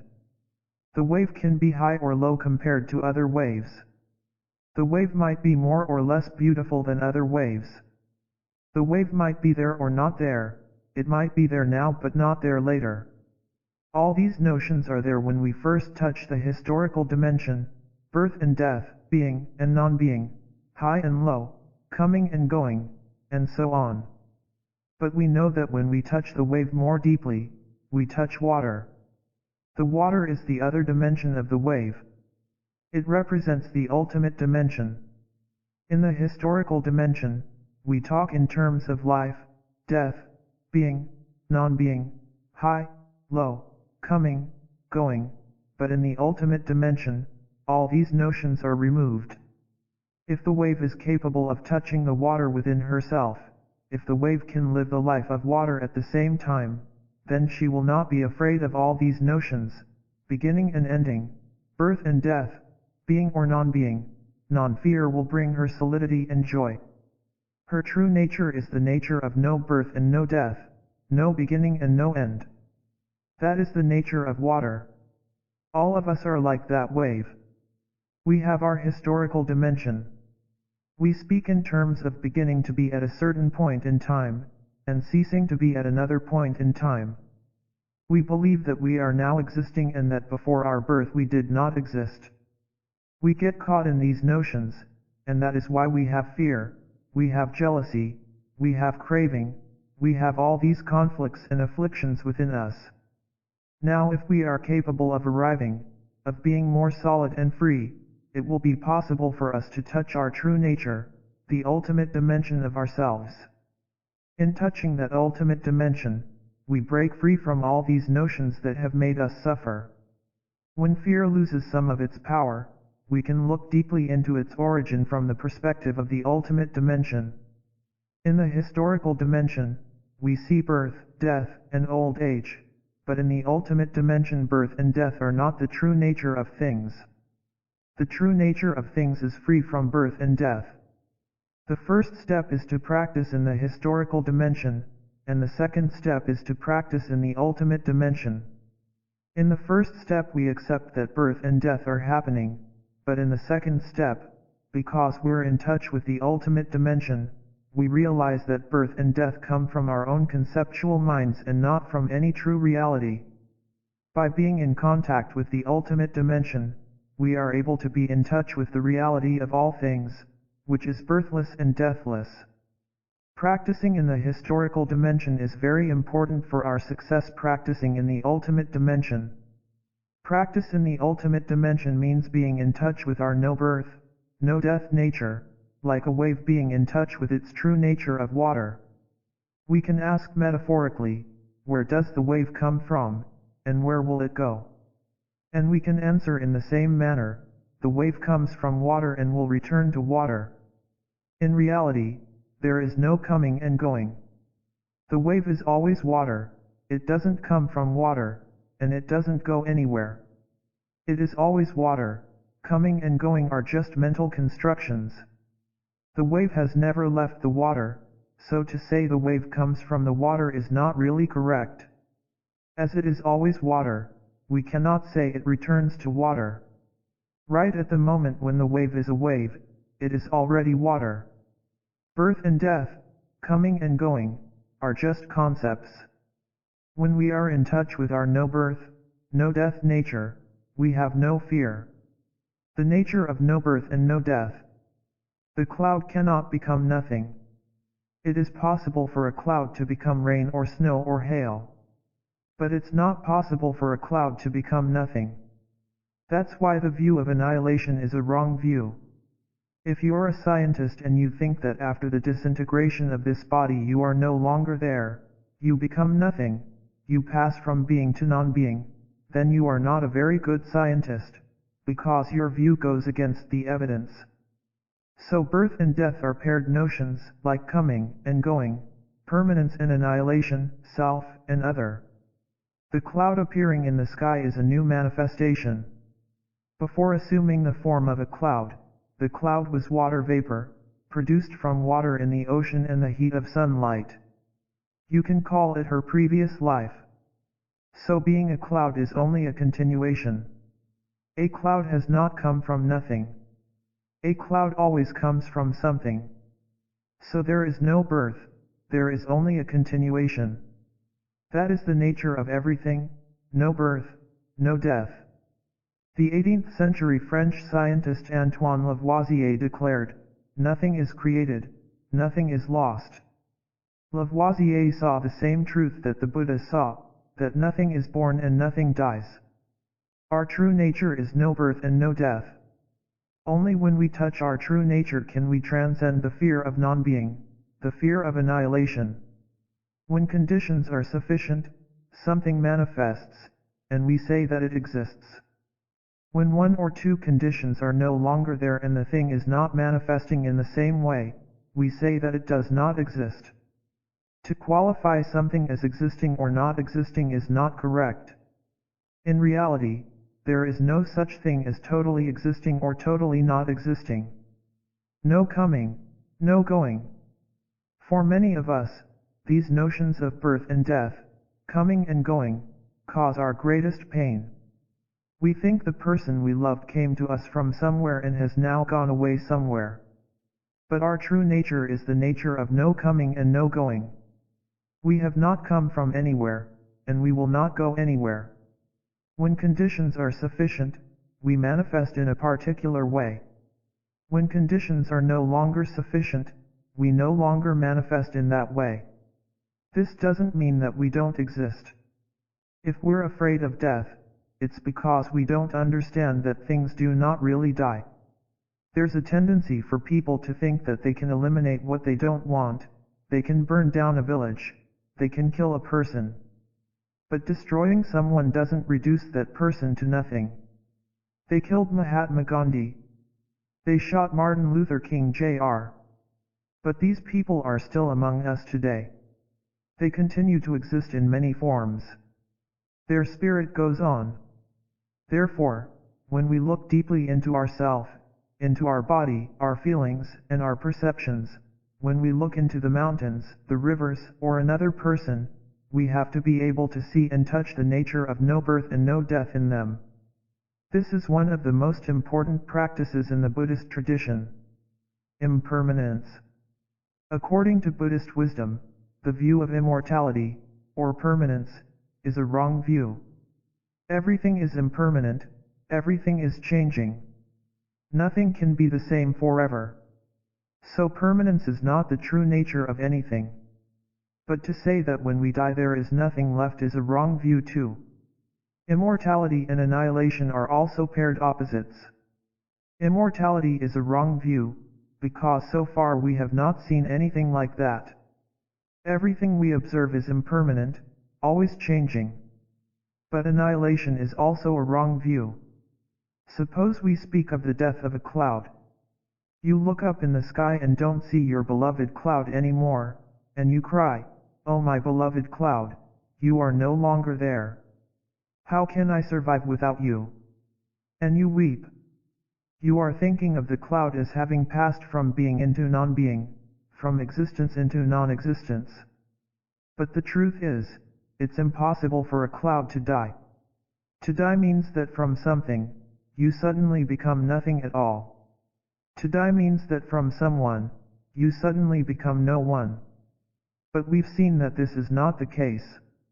That's why, when we celebrate someone's birthday, instead of singing "Happy Birthday to you," it may be better to sing "Happy Continuation Day to you." Your birth was not your beginning but only your continuation. You were here already, in other forms. Let's look at this piece of paper. Before the piece of paper appeared in this form, it was something else. It didn't come from nothing, because from nothing you can't suddenly become something. Looking deeply into the sheet of paper, we can see the trees, the soil, sun, rain, and cloud that nourished the trees, the lumberjack, and the paper mill. You can see the previous life of the sheet of paper. That is where the sheet of paper comes from. Taking the form of a sheet of paper is only its new manifestation, it's not really a birth.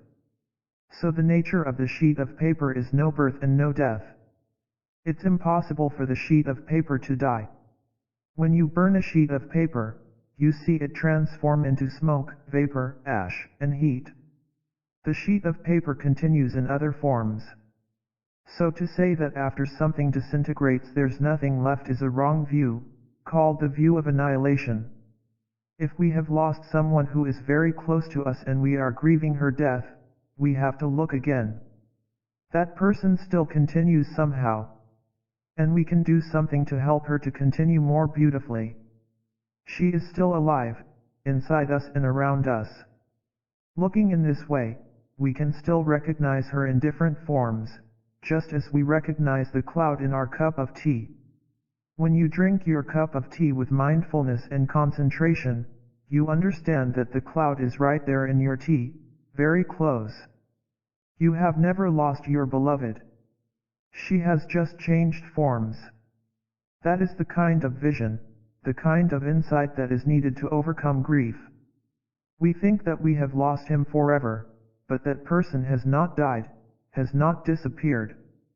He continues in new forms. We have to practice looking deeply to recognize his continuation and support it. Darling, I know you are there somehow, very real to me. I am breathing for you. I am looking around for you. I enjoy life for you. And I know that you are still there very close to me and you are in me. We transform our suffering and our fear into awakened insight, and we feel much better. When we overcome the notion of birth and death, we stop being controlled by fear. The notion of being and the notion of non-being can create a tremendous amount of fear. When the cloud disappears in the sky, it does not pass from being to non-being, it continues always. The nature of the cloud is no birth and no death. The nature of your beloved is like that, and you are also like that. Appreciating where we are. Imagine two astronauts go to the moon, and while they're there, there's an accident and their ship can't take them back to Earth. They have only enough oxygen for 2 days. There is no hope of someone coming from Earth in time to rescue them. They have only 2 days to live. If you were to ask them at that moment, what is your deepest wish, they would answer, to be back home walking on our beautiful planet Earth. That would be enough for them, they wouldn't want anything else. They wouldn't think of being the head of a large corporation, a famous celebrity, or the President of the United States. They wouldn't want anything but to be back here, walking on Earth, enjoying every step, listening to the sounds of nature, or holding the hand of their beloved while contemplating the moon at night. We should live every day like people who have just been rescued from dying on the moon. We are on Earth now, and we need to enjoy walking on this precious, beautiful planet. Zen Master Linji said, "The miracle is not to walk on water or fire. The miracle is to walk on the earth." I cherish that teaching. I enjoy just walking, even in busy places like airports and railway stations. Walking like that, with each step caressing our Mother Earth, we can inspire other people to do the same. We can enjoy every minute of our lives. Finding solid ground. In our daily lives, our fear causes us to lose ourselves. Our body is here, but our mind is all over the place. Sometimes we plunge ourselves into a book, and the book carries us far away from our body and the reality where we are. Then, as soon as we lift our head out of the book, we're back to being carried away by worries and fear. But we rarely go back to our inner peace, to our clarity, to the Buddha nature in each of us, so that we can be in touch with Mother Earth. Many people forget their own body. They live in an imaginary world. They have so many plans and fears, so many agitations and dreams, and they don't live in their body. While we're caught in fear and trying to plan our way out of fear, we aren't able to see all the beauty that Mother Earth offers us. Mindfulness reminds you to go to your in-breath and to be totally with your in-breath, be totally with your out-breath. Bring your mind back to your body and be in the present moment. Look deeply straight in front of you at what is wonderful in the present moment. Mother Earth is so powerful, so generous, and so supportive. Your body is so wonderful. When you've practiced and you are solid like the earth, you face your difficulty directly and it begins to dissipate. Practice breathing in the present. Please take a moment to enjoy the simple practice of mindful breathing. Breathing in, I know that I am breathing in. Breathing out, I know that I am breathing out. If you do that with a little concentration, then you will be able to really be there. The moment you begin to practice mindful breathing, your body and your mind begin to come back together. It takes only 10 to 20 seconds to accomplish this miracle, the oneness of body and mind in the present moment. And every one of us can do it, even a child. As the Buddha said, the past no longer is, the future is not yet here, there is only one moment in which life is available, and that is the present moment. To meditate with mindful breathing is to bring body and mind back to the present moment so that you do not miss your appointment with life. The gift of fearlessness. If you have a loved one who is facing death, she may be very afraid. If you want to be able to help your friend, you have to learn to cultivate your own non-fear. Non-fear is the basis of true happiness, and if you can offer non-fear to someone, you are giving that person the best kind of gift. If you can sit solidly with your friend during those difficult moments, you can help her die peacefully without fear. Non-fear is the cream of the Buddha's teaching. Practicing meditation, we can generate the energies of mindfulness and concentration. These energies will lead us back to the insight that nothing is really born or dies. We can truly remove our fear of death. When we understand that we cannot be destroyed, we are liberated from fear. It is a great relief. Non-fear is the ultimate joy. If we have fear, we can't be completely happy. If we're still running after the object of our desire, then we still have fear. Fear goes together with craving. We want to be safe and happy, so we begin to crave a particular person or object or idea, such as wealth or fame, that we think will guarantee our well-being. We can never fully satisfy our craving, so we keep running and we stay scared. If you stop running after the object of your craving, whether it's a person, a thing, or an idea, your fear will dissipate. Having no fear, you can be peaceful. With peace in your body and mind, you aren't beset by worries, and in fact you have fewer accidents. You are free. If we can model the ability to embody non-fear and non-attachment, it is more precious than any money or material wealth. Fear spoils our lives and makes us miserable. We cling to objects and people, like a drowning person clings to any object that floats by. By practicing non-attachment and sharing this wisdom with others, we give the gift of non-fear. Everything is impermanent. This moment passes. The object of our craving walks away, but we can know happiness is always possible. Intoxicants. We do not want our fear, our anger, our pain, so we suppress it by filling up our lives with the things provided us by modern civilization, websites, games, films, music.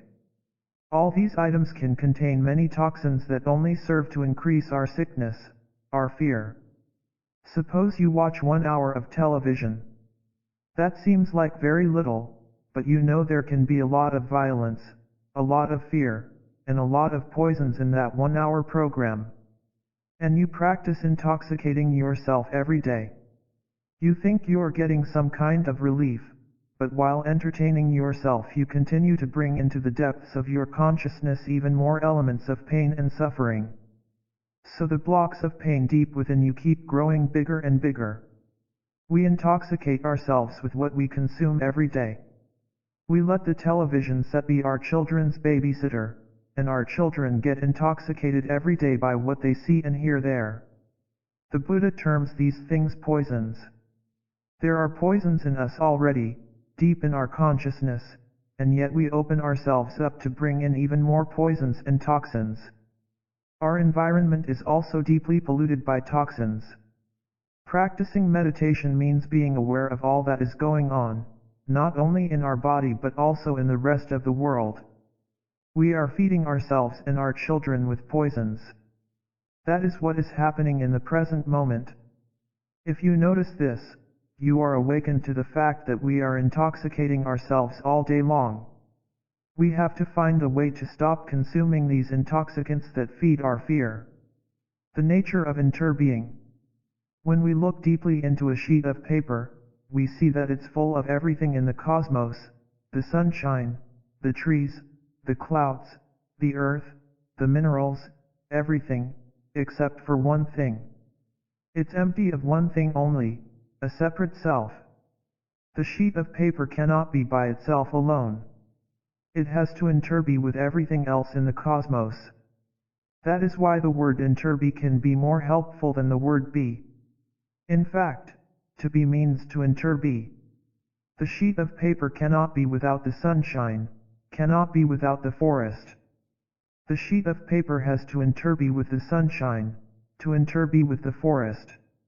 If you were to ask how the world came into existence, into being, the Buddha would say in very simple terms, this is because that is. This is not because that is not. Because the sunshine is, the sheet of paper is. Because the tree is, the sheet of paper is. You cannot be by yourself alone. You have to interbe with everything else in the cosmos. That is the nature of interbeing. I don't think that the word interbe is in the dictionary, but I believe that it will be there soon, because it helps us to see the real nature of things, the nature of interbeing. If you are locked into the idea of a separate self, you have great fear. But if you look deeply and are capable of seeing you everywhere, you lose that fear. As a monk, I practice looking deeply every day. I don't just give lectures. I can see me in my students. I see me in my ancestors. I see my continuation everywhere in this moment. Every day I make the effort to transmit to my students the best that I have received from my teachers and from my practice. I don't believe that I will cease to be someday. I told my friends that the 21st century is a hill, a beautiful hill that we will climb together as a Sangha. I will be with my Sangha all the way. For me that is not a problem, because I see everyone in me, and me in everyone. That is the practice of looking deeply, the practice of concentration on emptiness, the practice of interbeing. The story of Anathapindika. Anathapindika, who lived 2,600 years ago, was an early follower of the Buddha. Anathapindika was a businessman who was very generous, and he used his time and energy to help the destitute people of his city. He gave away a lot of his wealth to the poor, yet he did not become less wealthy. He received a lot of happiness. He had a lot of friends in his business circles, and he was loved by all of them. Anathapindika took great pleasure in serving the Buddha. He used his wealth to buy a forested park and build a practice center called the Jita Grove, where the Buddha and his monks could practice. The Jita Grove became a famous practice center, and people came there to listen to the talk given by the Buddha every week. One day the Buddha learned that his beloved disciple, Anathapindika, was very sick. He went to visit him and urged Anathapindika to practice mindful breathing while in bed. Then the Buddha asked Shariputra, a close friend of Anathapindika's, to take care of him during his illness. Shariputra and his younger monastic brother, Ananda, went to visit Anathapindika.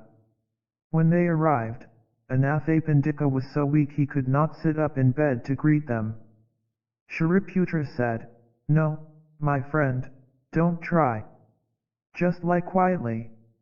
We will bring a few chairs to be close to you and sit together." The first question Shariputra asked was, "Dear friend Anathapindika, how do you feel? Is the pain in your body growing worse, or has it begun to lessen?" Anathapindika said, "No, friends, the pain in me is not lessening. It is getting worse all the time." When Shariputra heard that, he decided to offer Anathapindika a few exercises in guided meditation. As one of the most intelligent of the Buddha's disciples, Shariputra knew very well that helping Anathapindika focus his mind on the Buddha, whom he loved to serve, would give Anathapindika a lot of pleasure. Shariputra wanted to water the seeds of happiness inside Anathapindika, and he knew that talking about all the things that had made Anathapindika happy in his life would water those good seeds in him and lessen his pain in this critical time. Shariputra invited Anathapindika to breathe in and out mindfully and to focus his attention on his happiest recollections, his work for the poor, his many acts of generosity, and the love and compassion he shared with his family and his fellow students of the Buddha. In just 5 or 6 minutes, the pain that Anathapindika had been feeling throughout his body lessened as the seeds of happiness in him were watered, and he smiled. Watering the seeds of happiness is a very important practice for those who are sick or dying. All of us have seeds of happiness inside us, and in those difficult moments when we're sick or dying, there should be a friend sitting with us to help us touch those seeds. Otherwise, seeds of fear, regret, or despair can easily sprout into big formations that overwhelm us. When Anathapindika was able to smile, Shariputra knew that the meditation had been successful. Shariputra invited Anathapindika to continue the guided meditation. Dear friend Anathapindika, now it is the time to practice the meditation on the 6 senses. Breathe in and out and practice with me. These eyes are not me. I am not caught in these eyes. This body is not me. I am not caught in this body. I am life without boundaries. The decaying of this body does not mean the end of me. I am not limited to this body. When someone is about to die, he may be very caught up in the idea that this body is him. He is caught in the notion that the disintegration of the body is his own disintegration. We are all very afraid of becoming nothing. But the disintegration of the body cannot affect the dying person's true nature. That's why it's very important for us to be able to look deeply to see the ways in which we are not just our bodies. Each of us is life without limit. This body is not me. I am not caught in this body. I am life without limit. These eyes are not me. I am not caught in these eyes. These ears are not me. I am not caught in these ears. This nose is not me. I am not caught in this nose. This tongue is not me. I am not caught in this tongue. This body is not me. I am not caught in this body. This mind is not me. I am not caught in this mind. They led Anathapindika to meditate also on the objects of the 6 senses. The dying person may be attached to forms, sounds, body, mind, and so on, considering these things to be self. Because he is losing these, he believes he is losing self. These meditations are very comforting for an ill or dying person. These things I see are not me. I am not caught in what I see. These sounds are not me. I am not caught in these sounds. These smells are not me. I am not caught in these smells. These tastes are not me. I am not caught in these tastes. These contacts with the body are not me. I am not caught in these contacts with the body. These thoughts are not me. I am not caught in these thoughts. Anathapindika knew these 2 monks very well.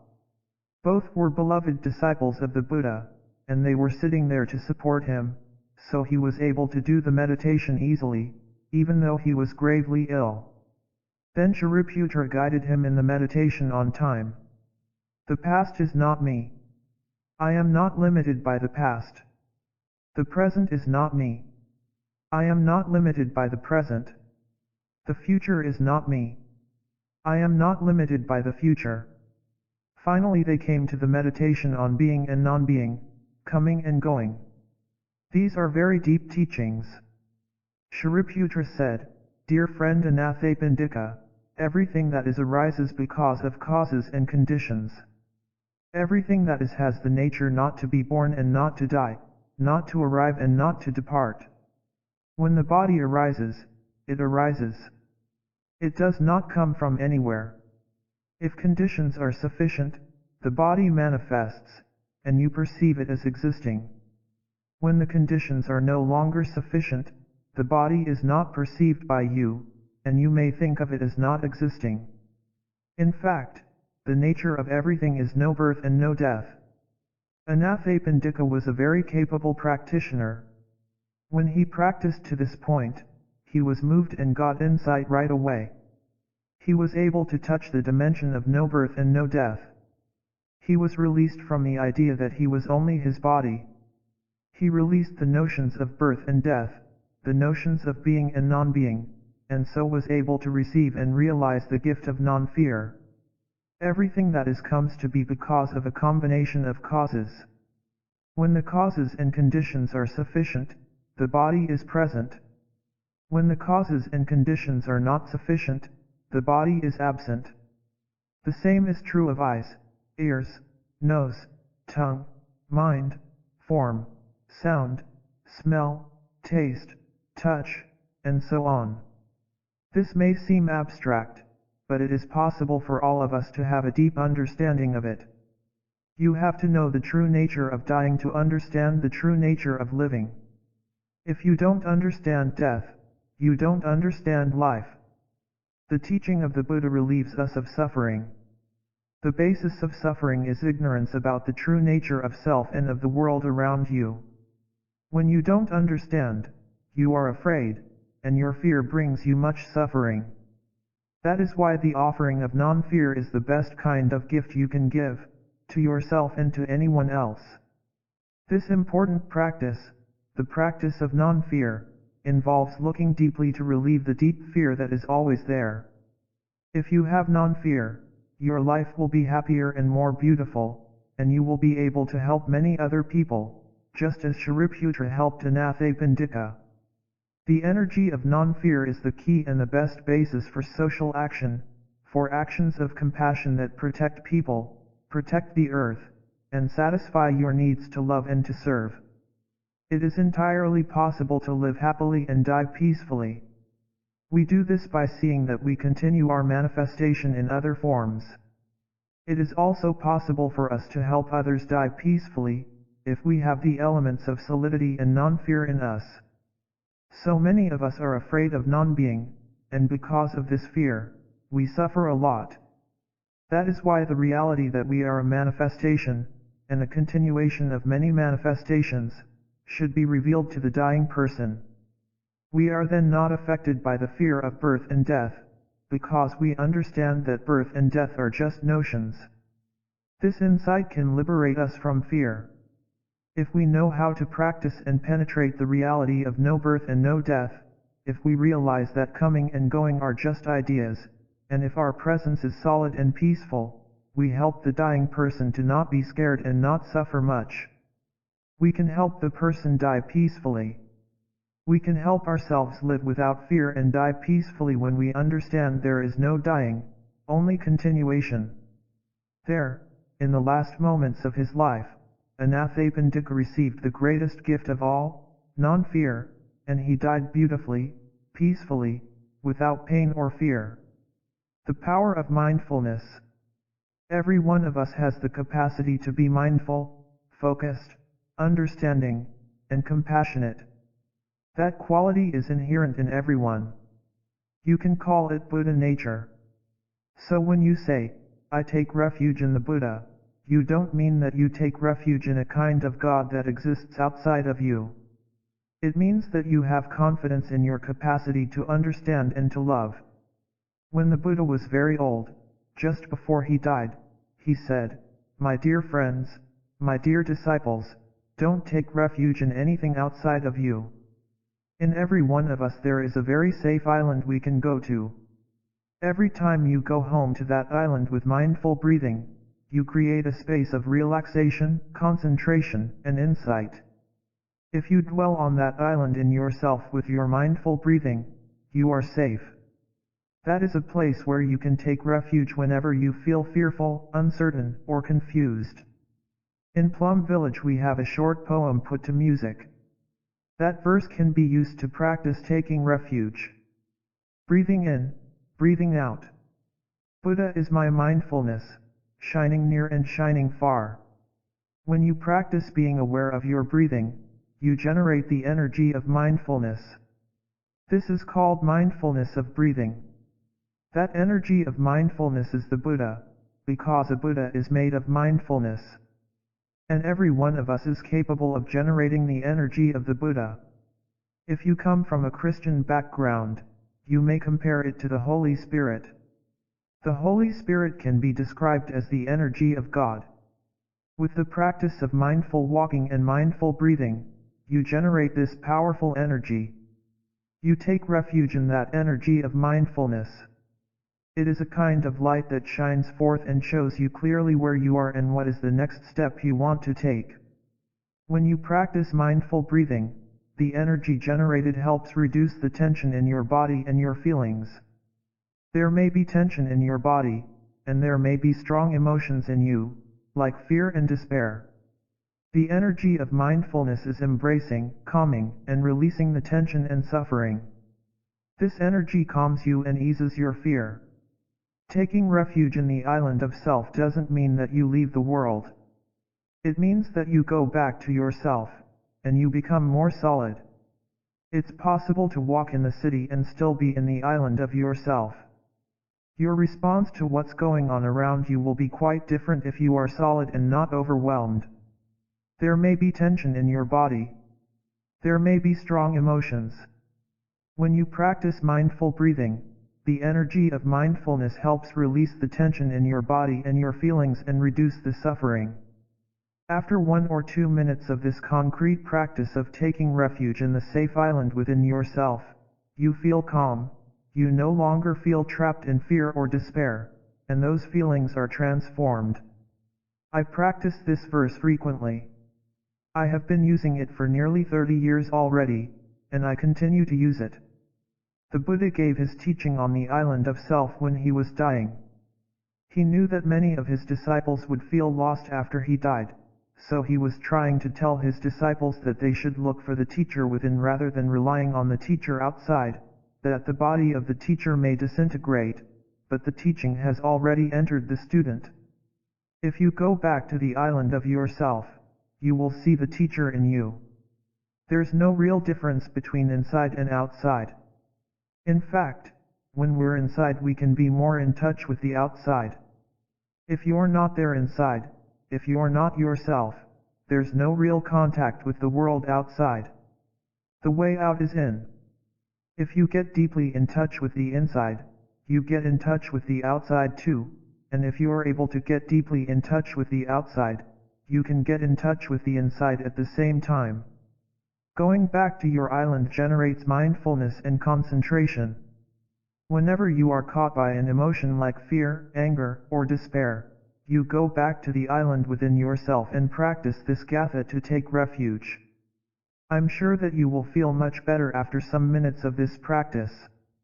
When you find yourself in a dangerous or scary situation, when you are very sick, anytime you don't know exactly what to do, this is what you should practice. If everyone practiced this, there would be enough calm, peace, and clarity for us to get ourselves out of every difficult situation. The practice of taking refuge can bring us joy and peace in our daily lives. Cultivating the energy of mindfulness. Mindfulness is a kind of energy that can help bring our minds back to our bodies so that we can be established well in the here and now, so that we can get deeply in touch with life and its many wonders and truly live our lives. Mindfulness allows us to be aware of what is going on in the present moment, in our bodies, in our feelings, in our perceptions, in the world. We know that the morning is beautiful, the hills, the mist, the sunrise. We want to get in touch with that beauty and allow it into our hearts. We know this is very nourishing. But sometimes an emotion or feeling comes up that prevents us from enjoying what's happening in the here and now.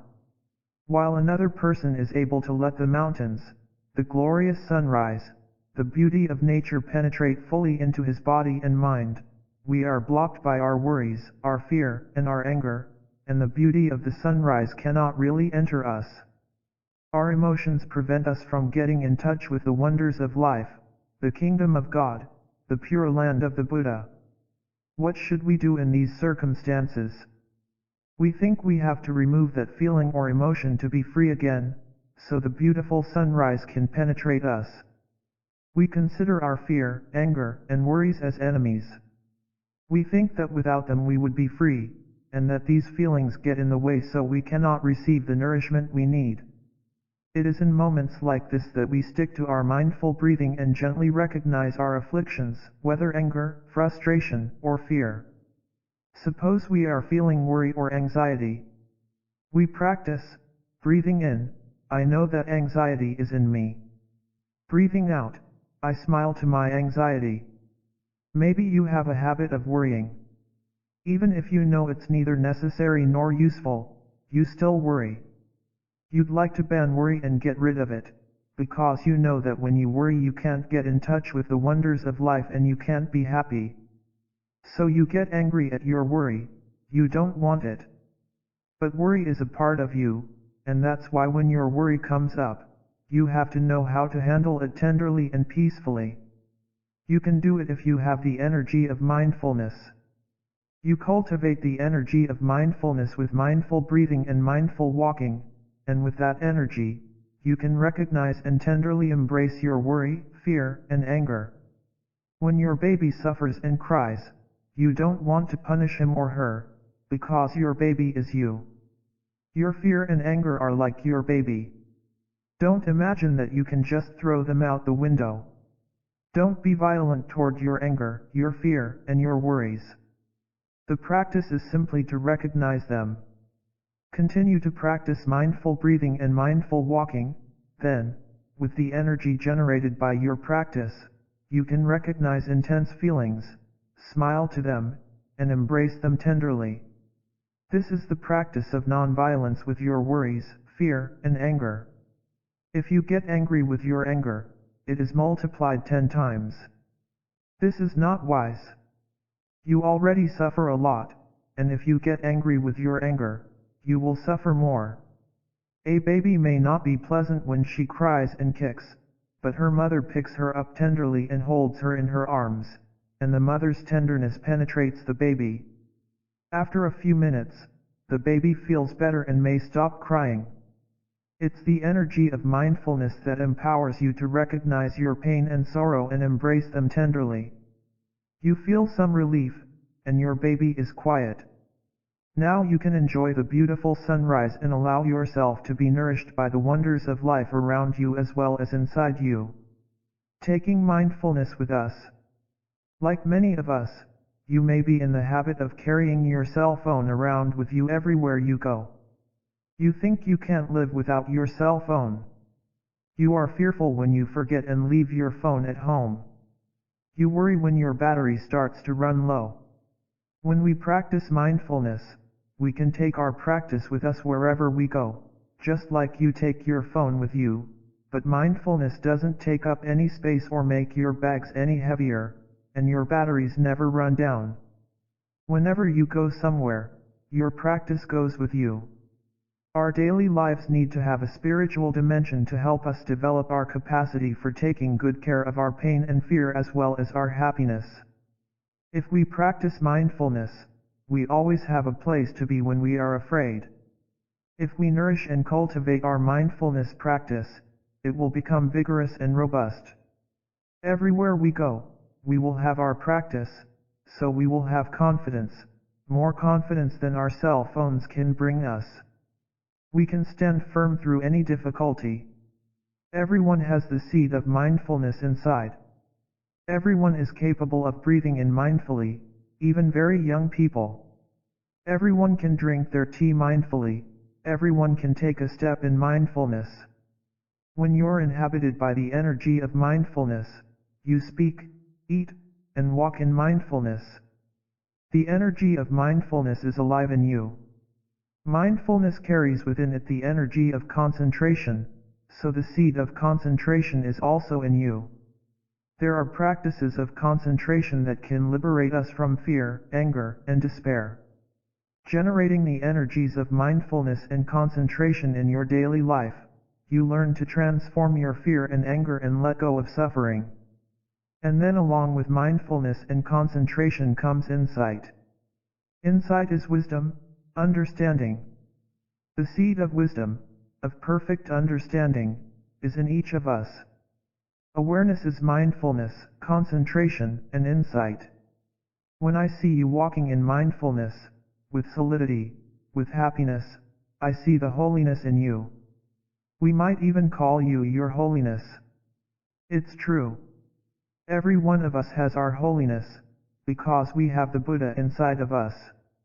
When the Buddha is alive inside us, we don't suffer, and happiness is possible. Learning to stop. The practice of meditation offered by the Buddha has two parts, stopping and looking deeply. The first part of meditation is stopping. If you're like most of us, since you were born, you've been running. Now it's a strong habit that many generations of your ancestors also had before you and transmitted to you, the habit of running, being tense, and being carried away by many things, so that your mind is not totally, deeply, peacefully in the present moment. You get accustomed to looking at things in a very superficial way and being carried away by wrong perceptions and the negative emotions that result. This leads to behaving wrongly and making life miserable. The practice is to train yourself to stop. Stop running after all these things. Even if you don't have irritation, anger, fear, or despair, you're still running with this or that project, or this or that line of thinking, and you're not at peace. So even, or especially, at those times when you have no problem at all, train yourself to be here, to be relaxed, to stop, to come back to the wonders of the present moment. When your mind is still, you see things deeply.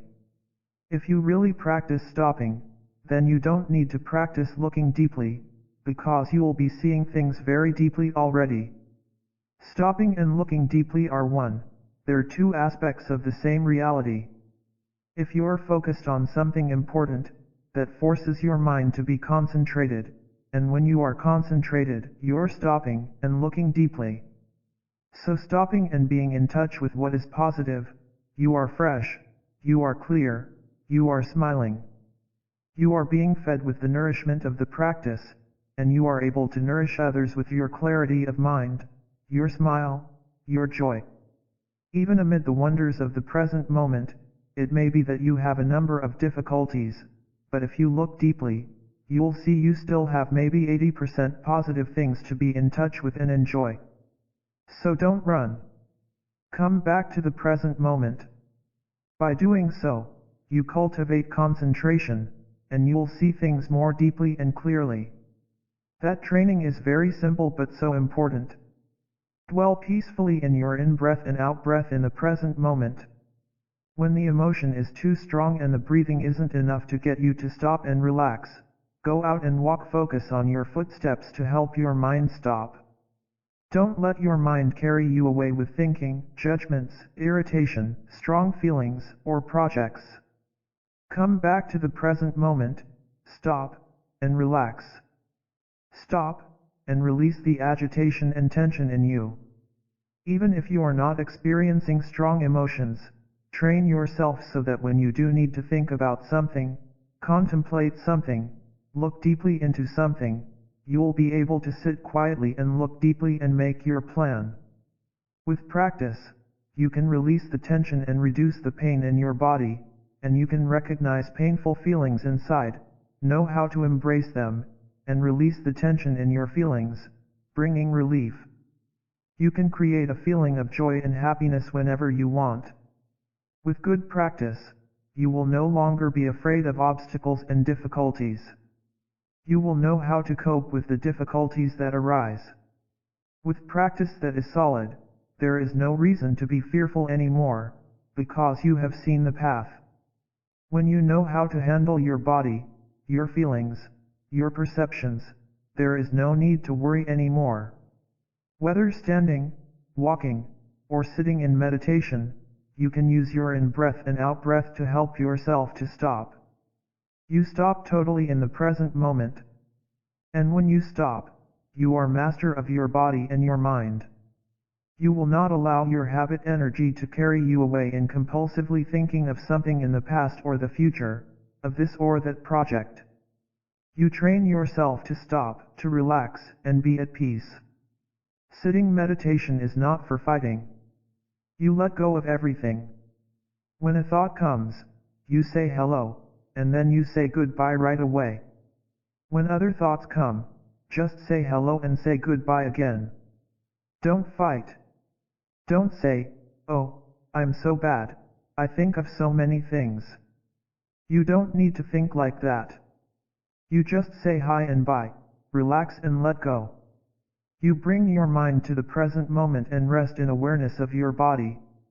It's like soaking mung beans in water. You don't need to force the water to enter the mung bean. You let the mung bean be in the water, and slowly it goes in. Gradually the mung bean gets saturated, swollen and tender. The same is true for you. Letting go, the tension will be released slowly, and you will become more relaxed and more peaceful. The training is to just keep bringing your mind back to the present moment with your body. When you walk, usually your body is here but your mind is somewhere else. Here again, the training is to come back to the present moment. Your body and your mind are unified. It's very profound. And you see things in a clearer way, a more peaceful way. If some negative thinking comes, just say hello and be aware of that judgment. It could have come from your father, your mother, or somebody else who influenced you. So let go and smile to it. This is your mindful body, meaning, your body has your mind in it.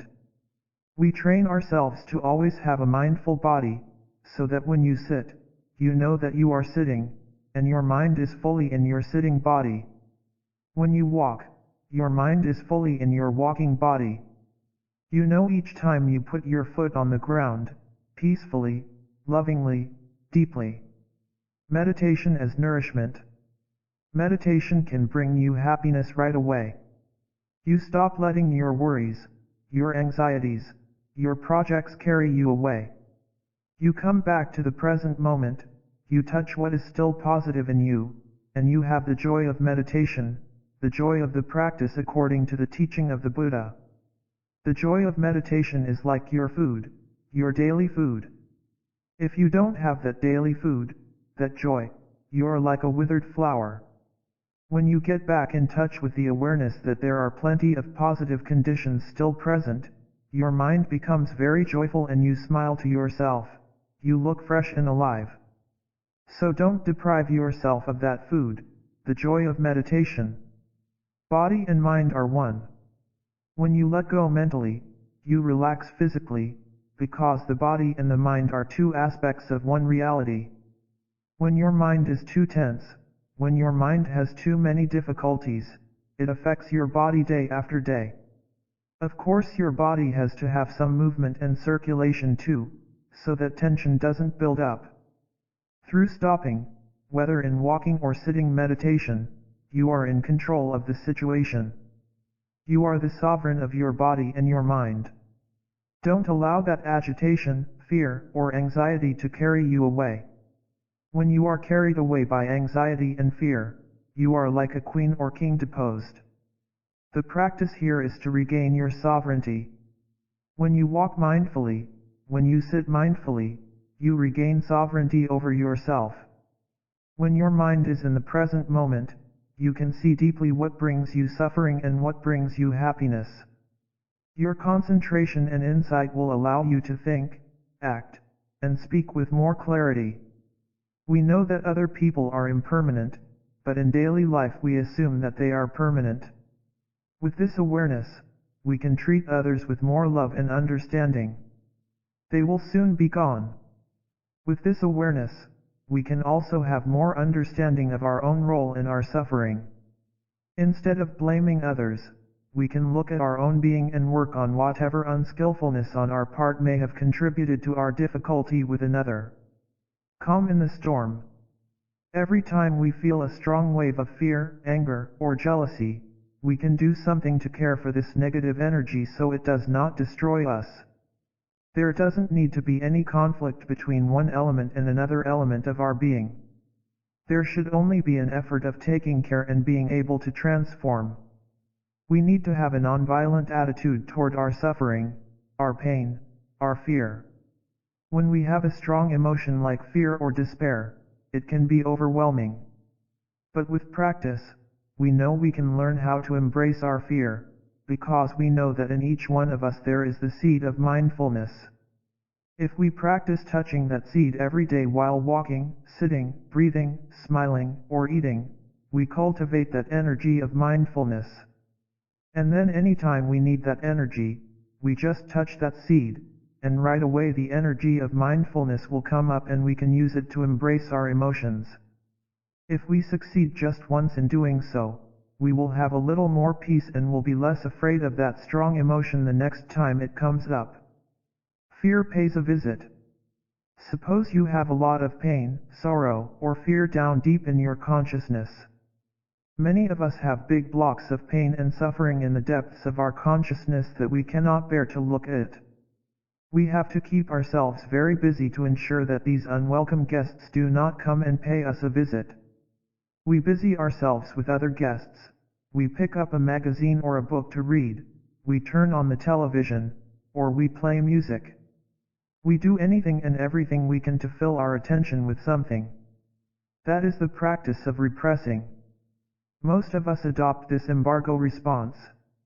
We do not want to open the door for our fear, our sorrow, and our depression to come up, so we bring in all manner of other things to occupy us. And there are always plenty of things available to help us distract ourselves from what's happening inside. There are many ways we can entertain ourselves, especially watching television. Television can be used as a kind of drug. When the suffering in us is too much to bear, we sometimes turn on the television set to forget our pain. It fills our living room with images and sounds. Even if what we're watching isn't satisfying, we often don't have the courage to turn off the TV. Why? Because although it's uninteresting or even disturbing, we think it's better than going home to ourselves and touching the pain within. Distraction is the policy for many of us. Some of us choose to live in a television-free zone, like we have non-smoking zones or non-drinking zones. But many others of us practice television watching or video game playing to cover up our discomfort.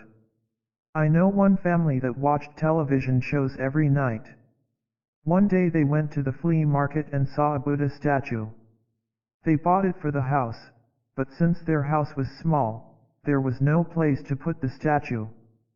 So they decided to put it on top of the television set, as it was a clean and presentable spot. I happened to visit them just after they had installed the Buddha. And I said, "Dear friends, the statue and the television don't belong together because these two things are poles apart. The Buddha is for us to go home to ourselves, and the television is to help us run away from ourselves."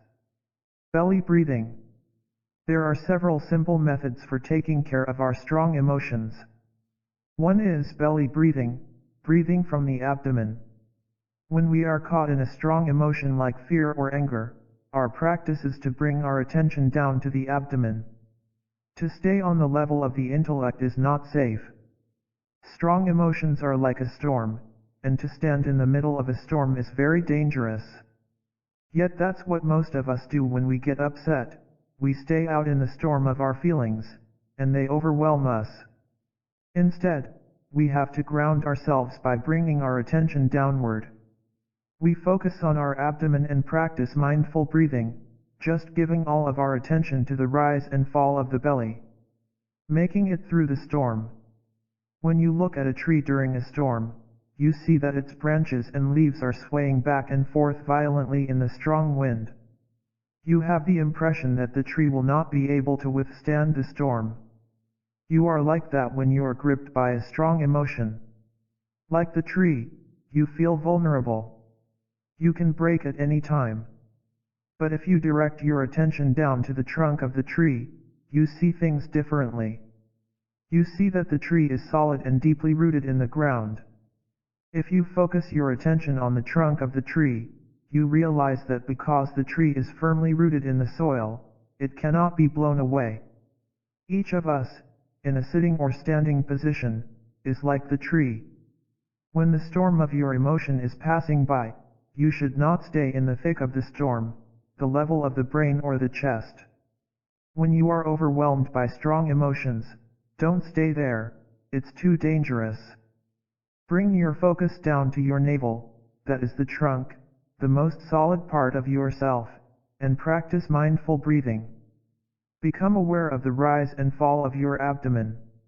Doing this in a stable position, such as the sitting position, you feel much better. Just breathe. Don't think of anything. Breathe through the movement, the rise and fall, of your abdomen. Practice in this way for 10 or 15 minutes, and the strong emotion will pass on through. Emotions are only emotions. Meditation has two aspects. Stopping and calming is the first, and looking deeply to transform is the second. When you have enough energy of mindfulness, you can look deeply into any emotion and discover the true nature of that emotion. If you can do that, you will be able to transform the emotion. Of course, emotions have deep roots in us. They are so strong, we think we will not survive them if we let them be. We deny and suppress them until finally they explode and cause hurt to ourselves and others. But an emotion is just an emotion. It comes, it stays for a while, and then it goes away. Why should we hurt ourselves or others just because of one emotion? We are so much more than our emotions. If we know how to practice looking deeply, we will be able to identify and uproot the sources of our painful emotions. Just practicing embracing the emotions can already be very helpful. If, during the critical moment when the emotion is there, we know how and where to take refuge, if we are able to breathe in and out and focus our attention on the rise and fall of our abdomen for 15 or 20 or even 25 minutes, then the storm will roll away, and we will be aware that we can survive. When we succeed in surviving strong emotions, we experience a more solid peace of mind. Once we have got the practice, we are no longer afraid. The next time a strong emotion arises, it becomes easier. We already know that we can survive it. If we can relax when our strong emotions come, then we don't pass fear on to our children and to future generations. If we stay with our fear, suppressing it and then letting it explode, we are sharing that fear with the young people around us, and they will consume it and pass it on. But if we know how to handle our own fear, we will be more able to help our loved ones and our young ones handle theirs. We can be with them and say, "Darling, breathe in and out with me. Pay attention to the rise and fall of your belly." Because they have seen you do this, they will be more likely to listen to you. Because you are there and you offer your energy of mindfulness and your solidity, your child or your partner will be able to cross the white water of emotion.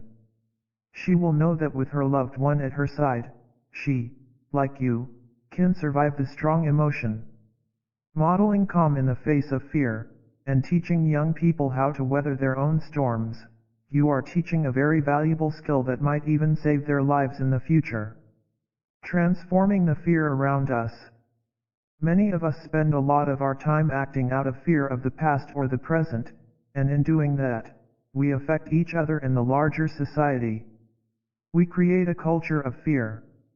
When fear comes up and we're upset and worried, the first thing we need to do is acknowledge that fear. We can recognize and embrace it rather than acting it out.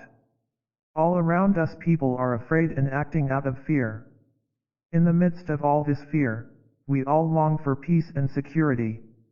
Sometimes it's tempting to ridicule the fear of others because it reminds us of our own fear. We have been taught to keep our fear out of sight and unacknowledged. How can we let go of fear and relinquish the anger and violence that it animates in us? We have to listen deeply and learn to practice the way the Buddha practiced to let go of his own fear and violence. Practicing mindfulness of fear and looking deeply into its origin provide the answer.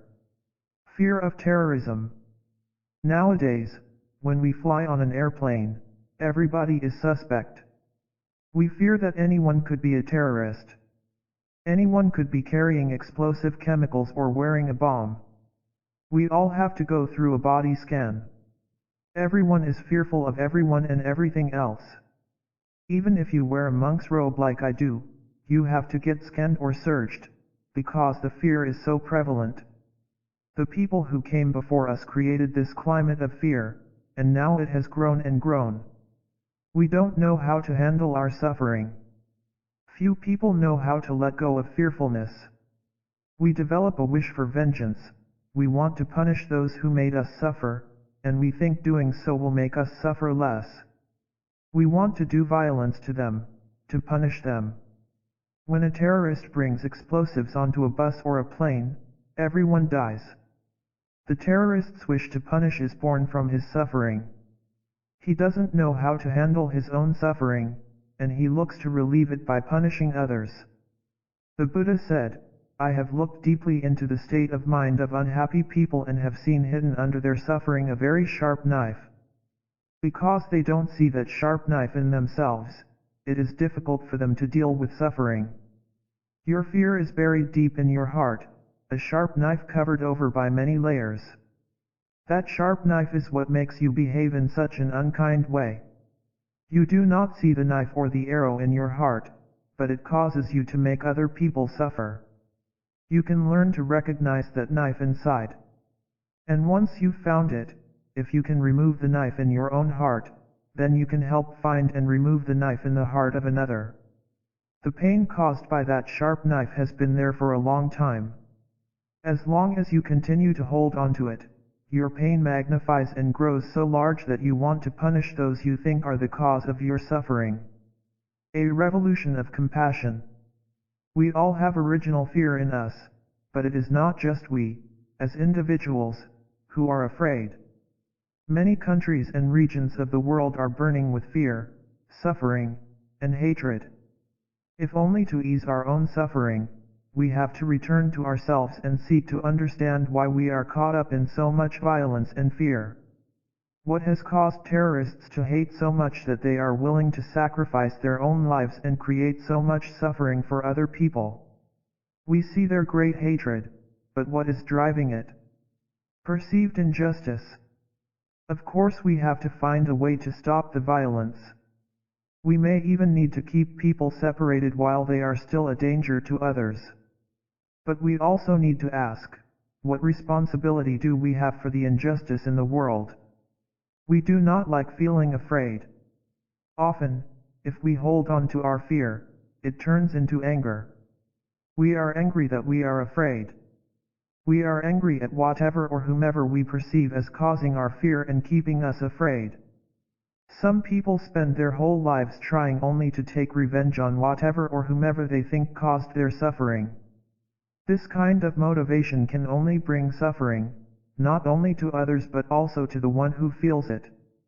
Hatred, anger, and fear are like burning fires that can be put out by compassion.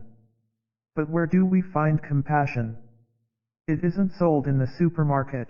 If it were, we would only need to bring it home and we could dissolve all the hatred and violence in the world very easily. But compassion can only be produced in our own heart, by our own practice. Sometimes someone we love, our child, our spouse, or our parent, says or does something cruel, and we feel hurt. We think it is only we who suffer. But the other person is suffering as well. If he weren't suffering, he wouldn't have spoken or acted in a way that hurt us. The person we love hasn't seen a way to transform his suffering, so he just pours out all his fear and anger on us. Our responsibility is to produce the energy of compassion that first calms down our own heart and then allows us to help the other person. If we punish the other person, he will just suffer more, and the cycle will continue.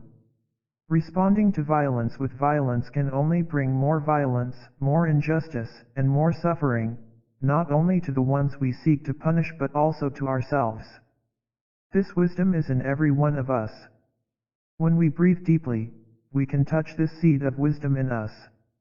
I know that if the energy of wisdom and compassion in all people could be nourished for even 1 week, it would reduce the level of fear, anger, and hatred in the world.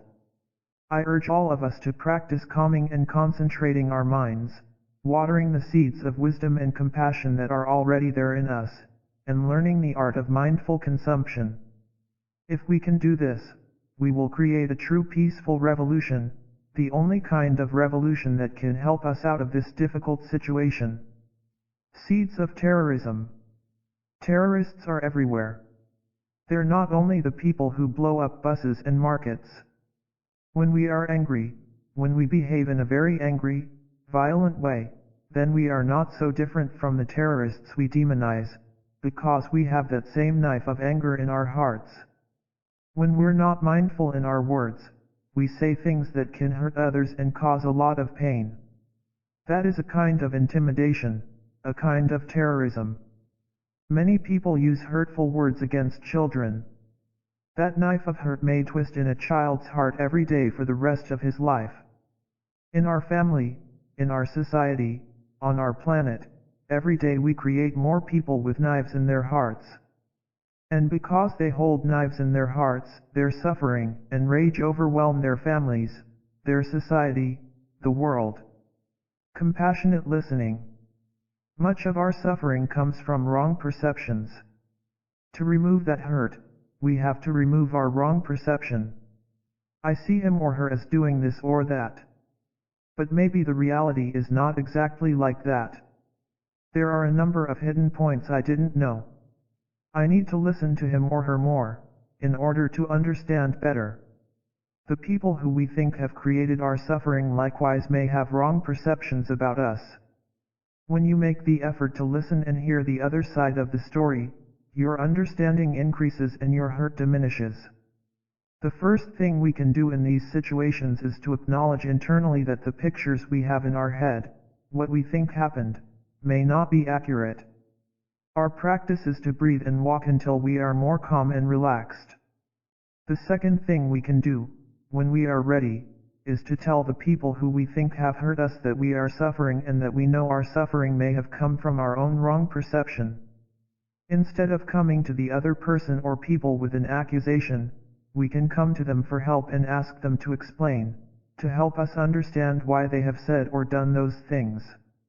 There is a third thing we need to do, if we can. The third thing is very hard, perhaps the hardest. We need to listen very carefully to the other person's response to truly understand and try to correct our perception. With this, we may find that we have been the victim of our wrong perceptions. Most likely the other person has also been a victim of wrong perceptions. Deep listening and loving speech are very powerful practices. With them, we can create good communication and find out what is really going on. If we are sincere in wanting to learn the truth, and if we know how to use gentle speech and deep listening, we are much more likely to be able to hear others' honest perceptions and feelings. In that process, we may discover that they too have wrong perceptions. After listening to them fully, we have an opportunity to help them correct their wrong perceptions. If we approach our hurts this way, we have the chance to turn our fear and anger into opportunities for deeper, more honest relationships. The heart is a bridge. When you take out the knife of anger and mistrust that is pointed to your heart becomes a bridge. If you can undo attachment, craving, and fear, you start to see the other shore, the shore of liberation. We have to act with loving kindness, because when hatred and anger are running rampant, we cannot resolve anything. We cannot remove violence with hatred and anger. We can only remove violence and fear with compassion and love. First you say, "Dear friend, I have a sharp knife in my heart. I want to take it out." If the other person takes you up on your offer to listen and begins to share, be prepared to practice deep, compassionate listening. Listen with all your mindfulness and concentration. Your sole desire is to give him or her a chance to speak out. Compassionate, deep listening means that the other person, or the other nation, has a chance to say what they have never had the chance or the courage to say, because no one ever listened deeply to them before. At first, their speech may be full of condemnation, bitterness, and blame. Do your best to continue sitting there calmly and listening. To listen in this way is to give them a chance to heal their suffering and misperceptions. If you interrupt, deny, or correct what they say, you will cut off the process of restoring communication, of reconciliation. Deep listening allows the other person to speak even if what he says contains misperceptions and injustice. When listening deeply to the other person, not only do you recognize his wrong perceptions, but you also realize that you too have wrong perceptions about yourself and the other person. Later, when both of you are calm and the other person feels more trust and confidence in you, you can slowly and skillfully begin to correct their wrong perceptions. Using loving speech, you can point out how they have misunderstood you or the situation. Using loving speech, you can also help the other person understand your difficulties. You can help each other release those wrong perceptions, which are the cause of all anger, hatred, and violence. Restoring communication. The intention of deep listening and loving speech is to restore communication, because once communication is restored, everything is possible, including peace and reconciliation. I have seen many couples successfully practice deep listening and loving speech to heal difficult or broken relationships. Many fathers and sons, mothers and daughters, and husbands and wives have brought peace and happiness back to their families through this practice. With the practice of deep, compassionate listening and loving speech, they have reconciled. Leaders of countries can also reconcile using compassionate listening and loving speech. We are all capable of recognizing that we're not the only ones who suffer when there is a hard situation. The other person in that situation suffers as well, and we are partly responsible for his or her suffering. When we realize this, we can look at the other person with the eyes of compassion and let understanding bloom. With the arrival of understanding, the situation changes and communication is possible. Any real peace process has to begin within ourselves, within our own group and our own people. We should not continue to blame the other side for not practicing peace. We have to practice peace to help the other side make peace. Blue sky above the clouds. In our society, there is so much fear, suffering, violence, despair, and confusion. But there is also, at the same time, the beautiful blue sky. Sometimes the blue of the sky reveals itself to us entirely. Sometimes it reveals half of itself, sometimes just a little bit of blue peeks through, and sometimes none at all. Storms, clouds, and fog hide the blue sky.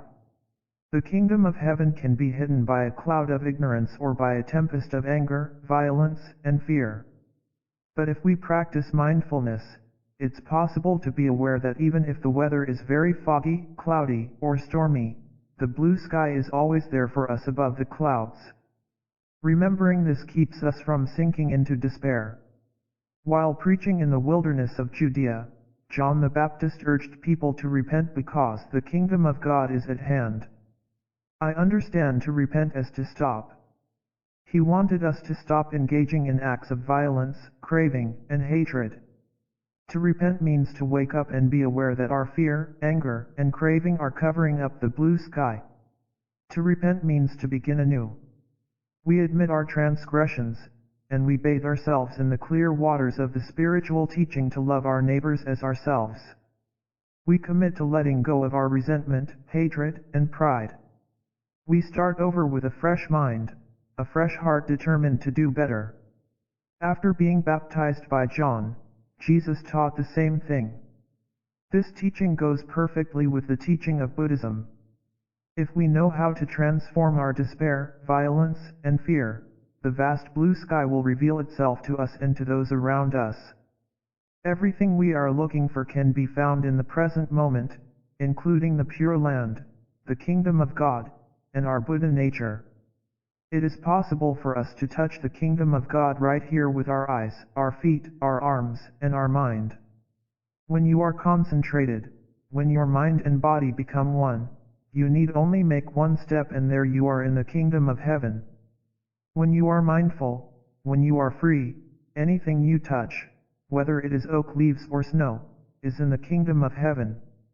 Everything you hear, the sound of the birds or the whistling wind, all belong to the kingdom of heaven. The basic condition for touching the kingdom of God is freedom from fear, despair, anger, and craving. Mindfulness practice allows us to recognize the presence of the cloud, the fog, and the storms. But it also helps us recognize the blue sky behind it all. We have enough intelligence, courage, and stability to help the blue sky reveal itself again. People ask me, what can I do to help the kingdom of heaven reveal itself? This is a very practical question. It is the same as asking, what can I do to reduce the violence and fear that are overwhelming my community and our society? This is something that many of us have asked. When you take a step with stability, solidity, and freedom, you help clear the sky of despair. When hundreds of people walk mindfully together, producing the energy of solidity, stability, freedom, and joy, we help our society. When we know how to look at another person with compassionate eyes, when we know how to smile at him with the spirit of understanding, we are helping the kingdom of heaven reveal itself.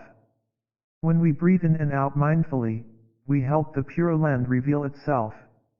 In our daily lives, every single moment we can do something to help the kingdom of God reveal itself. Don't allow yourself to be overwhelmed by despair. You can make good use of every minute and every hour of your daily life. When we act as a community of practitioners, infused with the energy of mindfulness and compassion, we are powerful. When we are part of a spiritual community, we have a lot of joy and can better resist the temptation to be overwhelmed by despair. Despair is a great temptation in our century. Alone, we are vulnerable and afraid. If we try to go to the ocean as a single drop of water, we will evaporate before we ever arrive. But if we go as a river, if we go as a community, we are sure to arrive at the ocean. With the community to walk with us, support us, and always remind us of the blue sky, we'll never lose our faith, and our fear dissolves. Whether we are political or business leaders, social workers, teachers, or parents, we can all use a reminder that the blue sky is still there with us. We all need a community, a Sangha, to prevent us from sinking in the swamp of despair. The community is our body. Community building is the most important action of our century. As individuals, we have suffered tremendously. Due to the predominance of individualism, families are breaking down, and society has become deeply divided. For the 21st century to be a time of spirituality, the spirit of togetherness must guide us. We should learn to do things together, to share our ideas and the deep aspiration in our hearts. We have to learn to see the Sangha, our community of spiritual support, as our own body. We need each other in order to practice solidity, freedom, and compassion so that we can remind each other that there's always hope. When we have a community to practice mindfulness with, we can sit in meditation together, and it's very powerful. In life, people produce food, objects, and technology, among many other things. In a Sangha, we also produce things. We produce the powerful energy of peace, the powerful energy of mindfulness. People can go to the supermarket to buy food or light bulbs. But to produce mindful energy, we need to be with our community, our Sangha, and produce this energy through our sitting, walking, and peaceful and joyful living. This takes practice and training. I invite you to think deeply about practicing mindfulness as a wonderful way of providing spiritual food for yourself and your community. You can nourish the world with that energy. When you see that this practice provides nourishment for the world, then you will feel very joyful, because you are connected with all of life in a real way, and you are serving life. Communication keeps us safe. If we want safety, we have to build it. What do we build safety with? Fortresses, bombs, or airplanes are not going to take away our fear. In fact, they will more likely increase it. The United States of America has a very powerful military and the most advanced weapons in the world, but the American people don't feel safe. They feel very afraid and vulnerable. So there must be something else, a way to take genuine refuge, so that we can really feel safe. We have to learn to build safety with our in-breath and our out-breath. We have to learn to build safety with our steps, with our way of acting and reacting, with our words and our efforts to build communication. You can't feel safe if you are not in good communication with the people you live with or see regularly. You can't feel safe if those around you don't look at you with friendliness and compassion. In the way you speak, sit, and walk, you can show the other person that she is safe in your presence, because you are coming to her in peace. In this way, you generate confidence. Your peace and compassion help the other person feel safe. This allows her to relate to you with compassion and understanding, and you too will feel safer. Safety is not an individual matter. Helping the other person feel safe is the best guarantee for your safety. Your country won't be safe if you don't do anything to help other countries feel safe with you. If the United States wants safety, it has to take care of the safety of other nations also. If Great Britain wants safety, it has to think of the safety of other groups of people. Any of us could be victims of violence and terrorism. No country is immune. It's so clear that police, armed forces, and even massive firepower can't guarantee us real safety. Maybe the first thing we have to do is to say, "Dear friend, I am aware that you want to live in safety. I too want to live in safety, so why don't we work together?" This is a very simple thing for us to do, yet we don't do it. Communication is the practice. We live in a time when there are so many sophisticated means for communication: email, cell phones, text, Twitter, Facebook, yet it is very difficult for individuals, groups, and nations to communicate with each other. We can't seem to use our words to speak, so we end up using bombs instead. When we arrive at the point where we can't communicate with our words and we have to use guns, we have succumbed to despair. We have to learn how to communicate. If we can show a group we are in conflict with that they have nothing to be afraid of, then we can begin to trust each other. In Asian countries, people often greet each other by bowing and joining their palms to form a lotus flower. In the West, when people meet, they shake hands. I learned that this tradition comes from medieval times, when people were afraid of each other. Every time they met, they wanted to show that they weren't carrying any weapons. Now we have to do the same thing. With our actions, we can say, "Dear friend, I have no weapons. See? Touch for yourself. I am not harmful." This is the kind of practice that can build trust. With trust and communication, dialogue becomes possible. Since the so-called war on terror began, we have spent billions of dollars but have only created more violence, hate, and fear.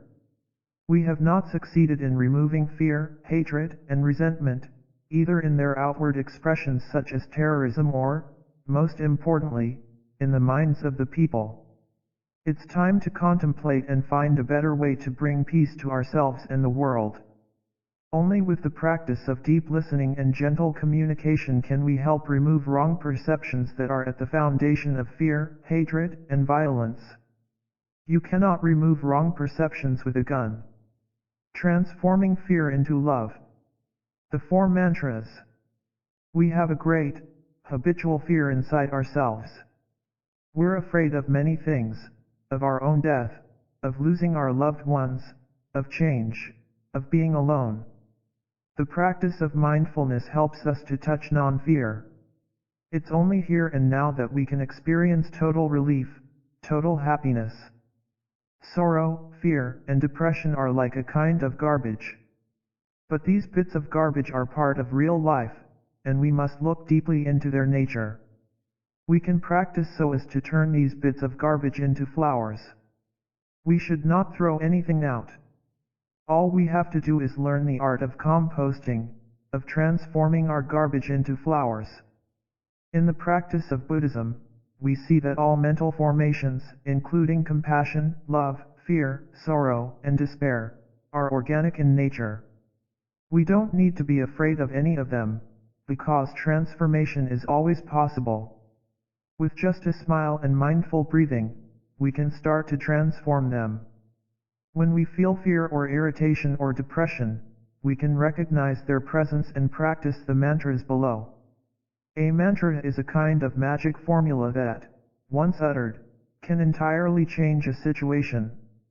It can change us, and it can change others. But this magic formula must be spoken in concentration, with body and mind focused as one. What you say in this state of being becomes a mantra. I share these 4 mantras as supports for the practice of coming back to really be there for ourselves and our loved ones, releasing fear, cultivating true love, and restoring communication. These mantras can be very effective for watering the seeds of happiness in yourself and your beloved and for transforming fear, suffering, and loneliness. Mantra for offering your presence. The most precious gift you can give to the one you love is your true presence. So the first mantra is very simple, Dear One, I am here for you. In our everyday life, most of us have very little time to cultivate our love. We are all so busy. In the morning while eating breakfast, we don't take time to look at the people we love. We eat very quickly while thinking about other things, and sometimes we even hold a newspaper that blocks out the faces of our loved ones. In the evening when we come home, we are too tired to be able to look at them. When you love someone, the best thing you can offer that person is your presence. How can you love if you are not there? Come back to yourself, look into his eyes, and say, Darling, you know something? I'm here for you. You're offering him your presence. You're not preoccupied with the past or the future, you are there for your beloved. You must say this with your body and with your mind at the same time, and then you will see the transformation. Mantra for recognizing your beloved. The second mantra is, Darling, I know you are there, and I am so happy. To be there is the first step, and recognizing the presence of the other person is the second step. Because you are fully there, you recognize that the presence of your beloved is something very precious. You embrace your beloved with mindfulness, and he or she will bloom like a flower. To be loved means first of all to be recognized as existing. These first 2 mantras can bring happiness right away, even if your beloved is not there in your physical presence. You can use the telephone or email to say them. Dear One, I know that you are there, and it makes me very happy. This is real meditation. In this particular meditation, there is love, compassion, joy, and freedom, the 4 elements of true love as described by the Buddha. Mantra for relieving suffering. The third mantra is what you practice when your beloved is suffering, Darling, I know you're suffering. That's why I am here for you. Even before you do anything to help, your wholehearted presence already brings some relief, because when we suffer, we have great need for the presence of the person we love. If we are suffering and the person we love ignores us, we suffer more.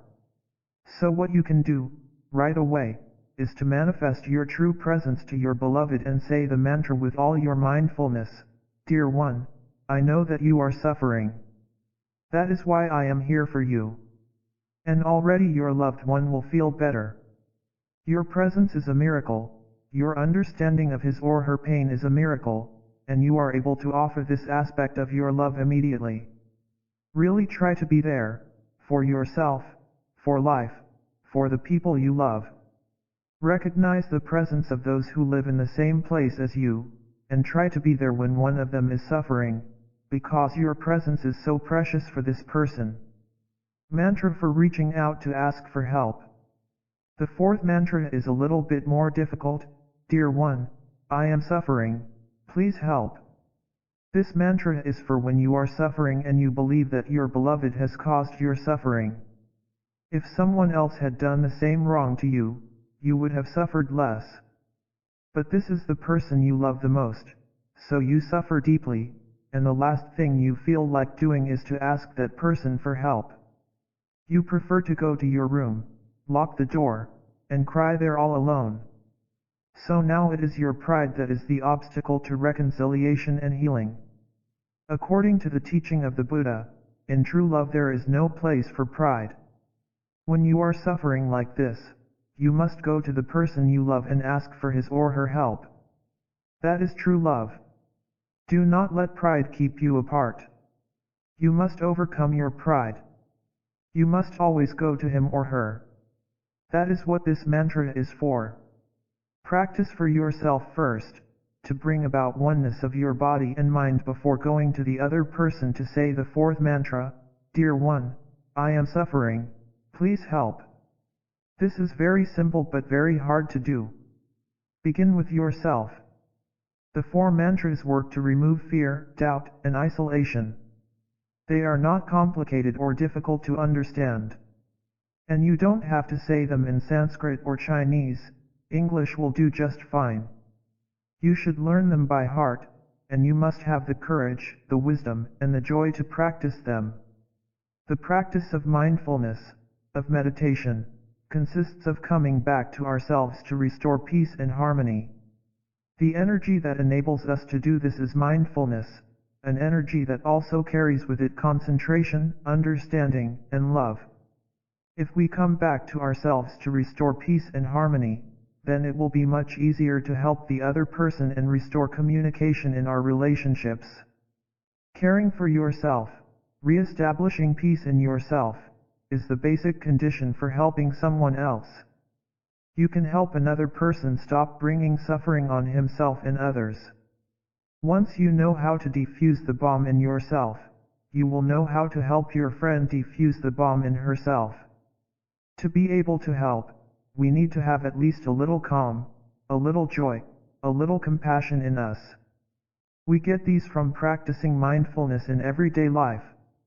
Mindfulness isn't something we practice only in the meditation hall, we also practice in the kitchen, in the garden, or when we're on the telephone, driving the car, or washing the dishes. Being there with what is beautiful and healing inside us and around us is something we should do each day. And it is possible to do this in all our daily activities. The opposite of fear. When I met Dr. Martin Luther King Jr. in 1966, during the Vietnam War, one of the things we discussed was the importance of building community, or, as we call it in Buddhism, Sangha. Dr. King knew that community building was vital. He was aware that, without a community, little could be accomplished. A solid sense of brotherhood and sisterhood gives us strength when we feel fear or despair and helps sustain our power of love and compassion. Brotherhood and sisterhood can heal and transform our lives. Dr. King spent much of his time building a community that he called the Beloved Community. Our beloved community, our Sangha, is a group of people who together practice generating mindfulness, concentration, and insight. Everyone feels embraced and supported by the collective energy generated by the practice. Often, our feelings of loneliness and isolation feed our fears and encourage them to grow. In the Sangha, there are people who are solid enough in the practice that they can sit with us and share their energy of mindfulness. We can call on them for support. Dear brother, dear sister, I need your presence. I have a big pain, and by myself I cannot embrace it. So please help me. We breathe together, and with our combined energy of mindfulness we are able to recognize, embrace, and transform that pain. We know we are part of the Sangha river, we are not isolated drops of water, and we will make it to the ocean together. When there's healing and peace, we know it's a real Sangha. With the support of the Sangha, the practice is easier, and life in general becomes much easier.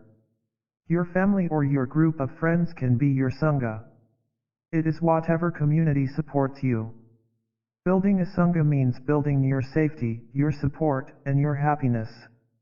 Deep listening and loving speech. When communication is cut off, we all suffer.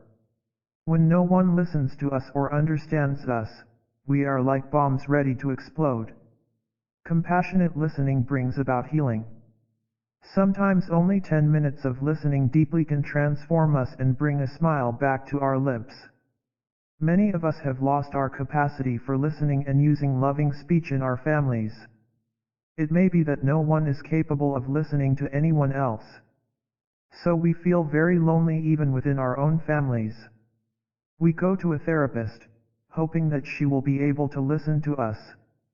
But many therapists also have deep suffering within. Sometimes they cannot listen as deeply as they would like. So if we really love someone, we need to train ourselves to be deep listeners. We also need to train ourselves to use loving speech. We have lost our capacity to say things calmly. We get irritated too easily. Every time we open our mouths, our speech is sour or bitter. We have lost our capacity for speaking with kindness. Without this ability, we cannot succeed in restoring harmony, love, and happiness. In Buddhism, we speak of bodhisattvas, wise and compassionate beings who stay on earth to alleviate the suffering of others. The Bodhisattva Avalokiteshvara, also called Chuan Yin, has a great capacity for listening with compassion and true presence. Chuan Yin is the Bodhisattva who can listen and understand the sounds of the world, the cries of suffering. You have to practice breathing mindfully in and out so that compassion always stays with you. You listen without giving advice or passing judgment. You can say to yourself about the other person, I am listening to him just because I want to relieve his suffering. This is called compassionate listening.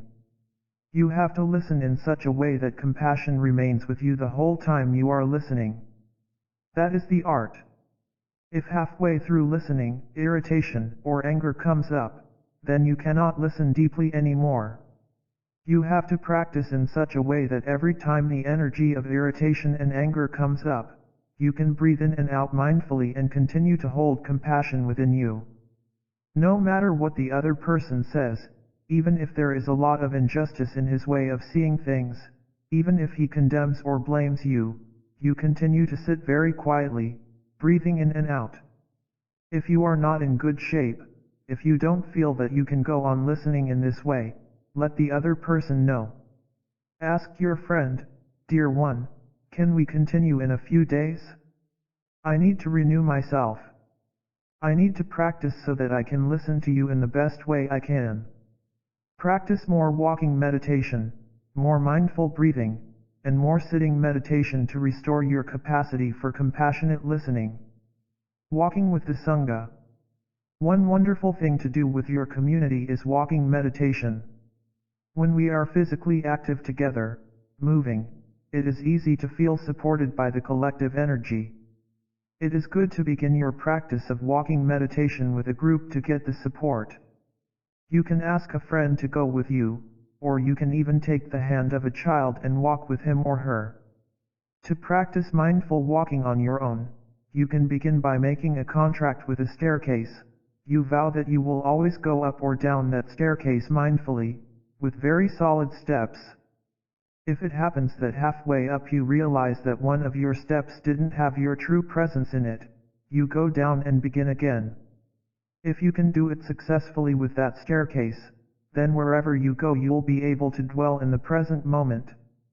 You also can make a contract with a particular distance, perhaps from your work area to the restroom, and vow that when you walk that distance every step will be solid and mindful. Otherwise you will go back and do it again. It's a wonderful way to learn how to live every moment of your daily life deeply, resisting being carried away by your habit energy. Walk with your feet, not with your head. Bring your attention to your feet and walk in such a way that joy and real life are possible right here and now. When we do walking meditation as a group, we produce a collective energy of mindfulness and peace that nourishes us and helps heal us. Collective mindfulness. We can continue improving the quality of our practice by being in regular contact with our community.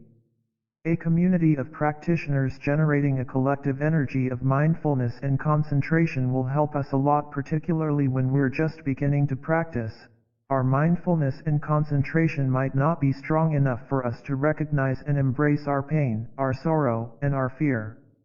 With the community supporting us, we have a better chance. When we are suffering, we can come to the Sangha and say, "Dear friends, this is my pain, my despair, my anger, it is too much for me. Please help to hold this block of pain and sorrow and fear in me." We allow the Sangha to embrace us, to carry us with its powerful collective energy of mindfulness and concentration. Suddenly we feel that we are able to be with our fear and embrace our pain and sorrow. Sitting with the Sangha like that, practicing breathing mindfully in and out, will bring you relief and begin to transform and heal you. The presence of a Sangha in our life as a practitioner is very important, so as a practitioner, we always think of helping to build a Sangha in our neighborhood, where we live. In the Buddhist tradition, we call our practice our Dharma body. We have our physical body, but if we have a spiritual practice, we also have another body, our Dharma body. With the Dharma body, we can cope with difficulties and suffering, and if our Dharma body is strong, we can help other people. Dharma may be understood as the wise teachings. There is the spoken Dharma and the written Dharma, but there is also a living Dharma. When we practice mindful breathing, when we practice walking meditation, even if we don't say anything and we don't listen to any Dharma talk, we are embodying the living Dharma. When you see a brother or sister who walks mindfully and enjoys every step, you see that she is embodying the living Dharma. Radiating peace and joy in life all around is what we call the living Dharma. The Buddha's Sangha. The first thing the Buddha did after his enlightenment at the foot of the Bodhi tree was to look around for elements with which to build a Sangha.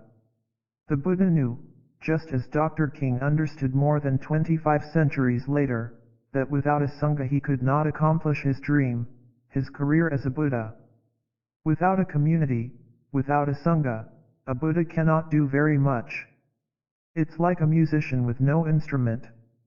The Buddha was an excellent Sangha builder. In no time at all, he built a monastic Sangha of 1,250 people. It wasn't always easy, but he learned. We too can learn to build a Sangha. We are all aware that suffering is there in ourselves and in the world. We want to do something, to be something, to help reduce the suffering. Many of us feel helpless because the suffering is so great. On our own, it doesn't seem that we can do much to alleviate that suffering. It's overwhelming. We become sick and depressed. When the Buddha was a young man, he had the same feeling. He saw all the suffering around him. He saw that even as a king, he wouldn't be able to do much to change it. So he decided not to become a king. He sought another way. What motivated him to become a monk, to practice, was his deep desire to help people suffer less. Monks, nuns, and lay practitioners are motivated by the same desire as the Buddha, to do something to alleviate the suffering in ourselves and in the world. The suffering inside us reflects the suffering in the world. If we understand our suffering, we understand the suffering of the world. If we can transform our own suffering, we'll be able to help transform the suffering in the world. And that's precisely what the Buddha did. When I was a young monk in Vietnam during the decades of war, the suffering was immense.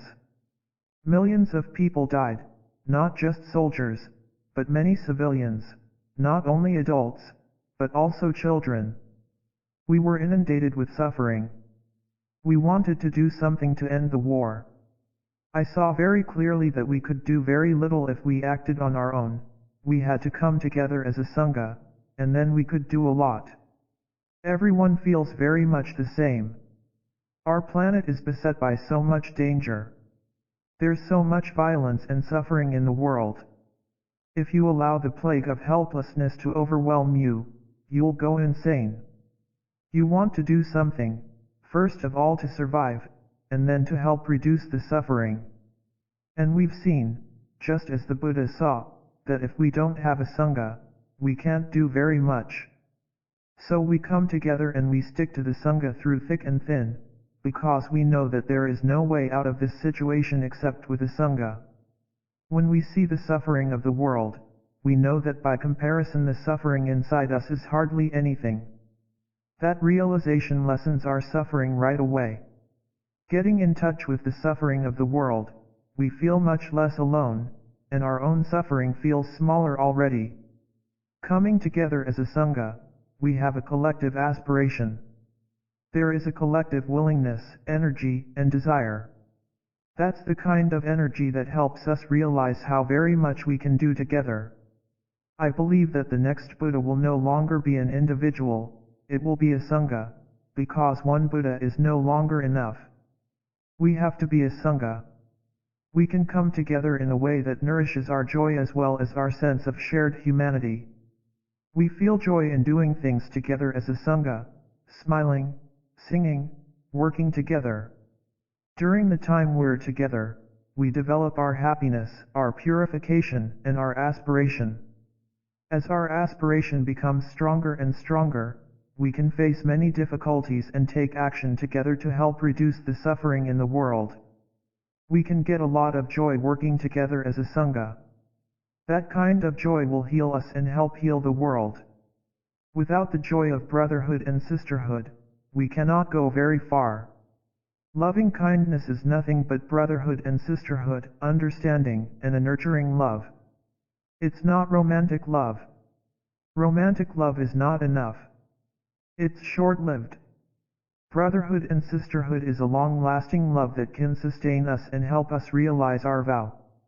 We should get in touch with the awareness that, without a Sangha, without being genuinely together, we cannot help transform the world's fear and suffering.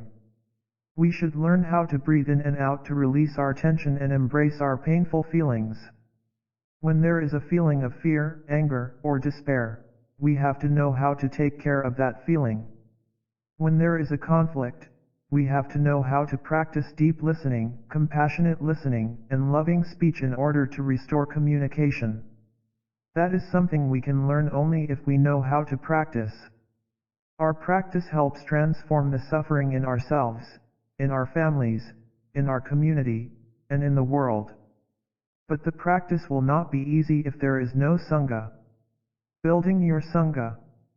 The first thing we need to do is to look around and identify the elements of our Sangha. We have to start like the Buddha did. We mustn't wait for our next retreat or summer vacation, we need to join a Sangha or start building a Sangha right away at home. Then we can continue our practice. We can do walking, sitting, breathing, listening to the bell and mindfulness. Sangha building is a very important and noble work. Every one of us should think of doing this as soon as possible. Please build a Sangha, a true one, a community that can generate brotherhood and sisterhood, peace, and the energy of mindfulness. If there isn't an existing Sangha that is close enough or suitable for you, please start a Sangha in your home, in your town, and create a refuge for yourself, your children, your friends, and your family. Group energy is stronger than our individual energy by itself, and if you know how to borrow from it, you will be strong enough to hold your feelings and not be overwhelmed by suffering.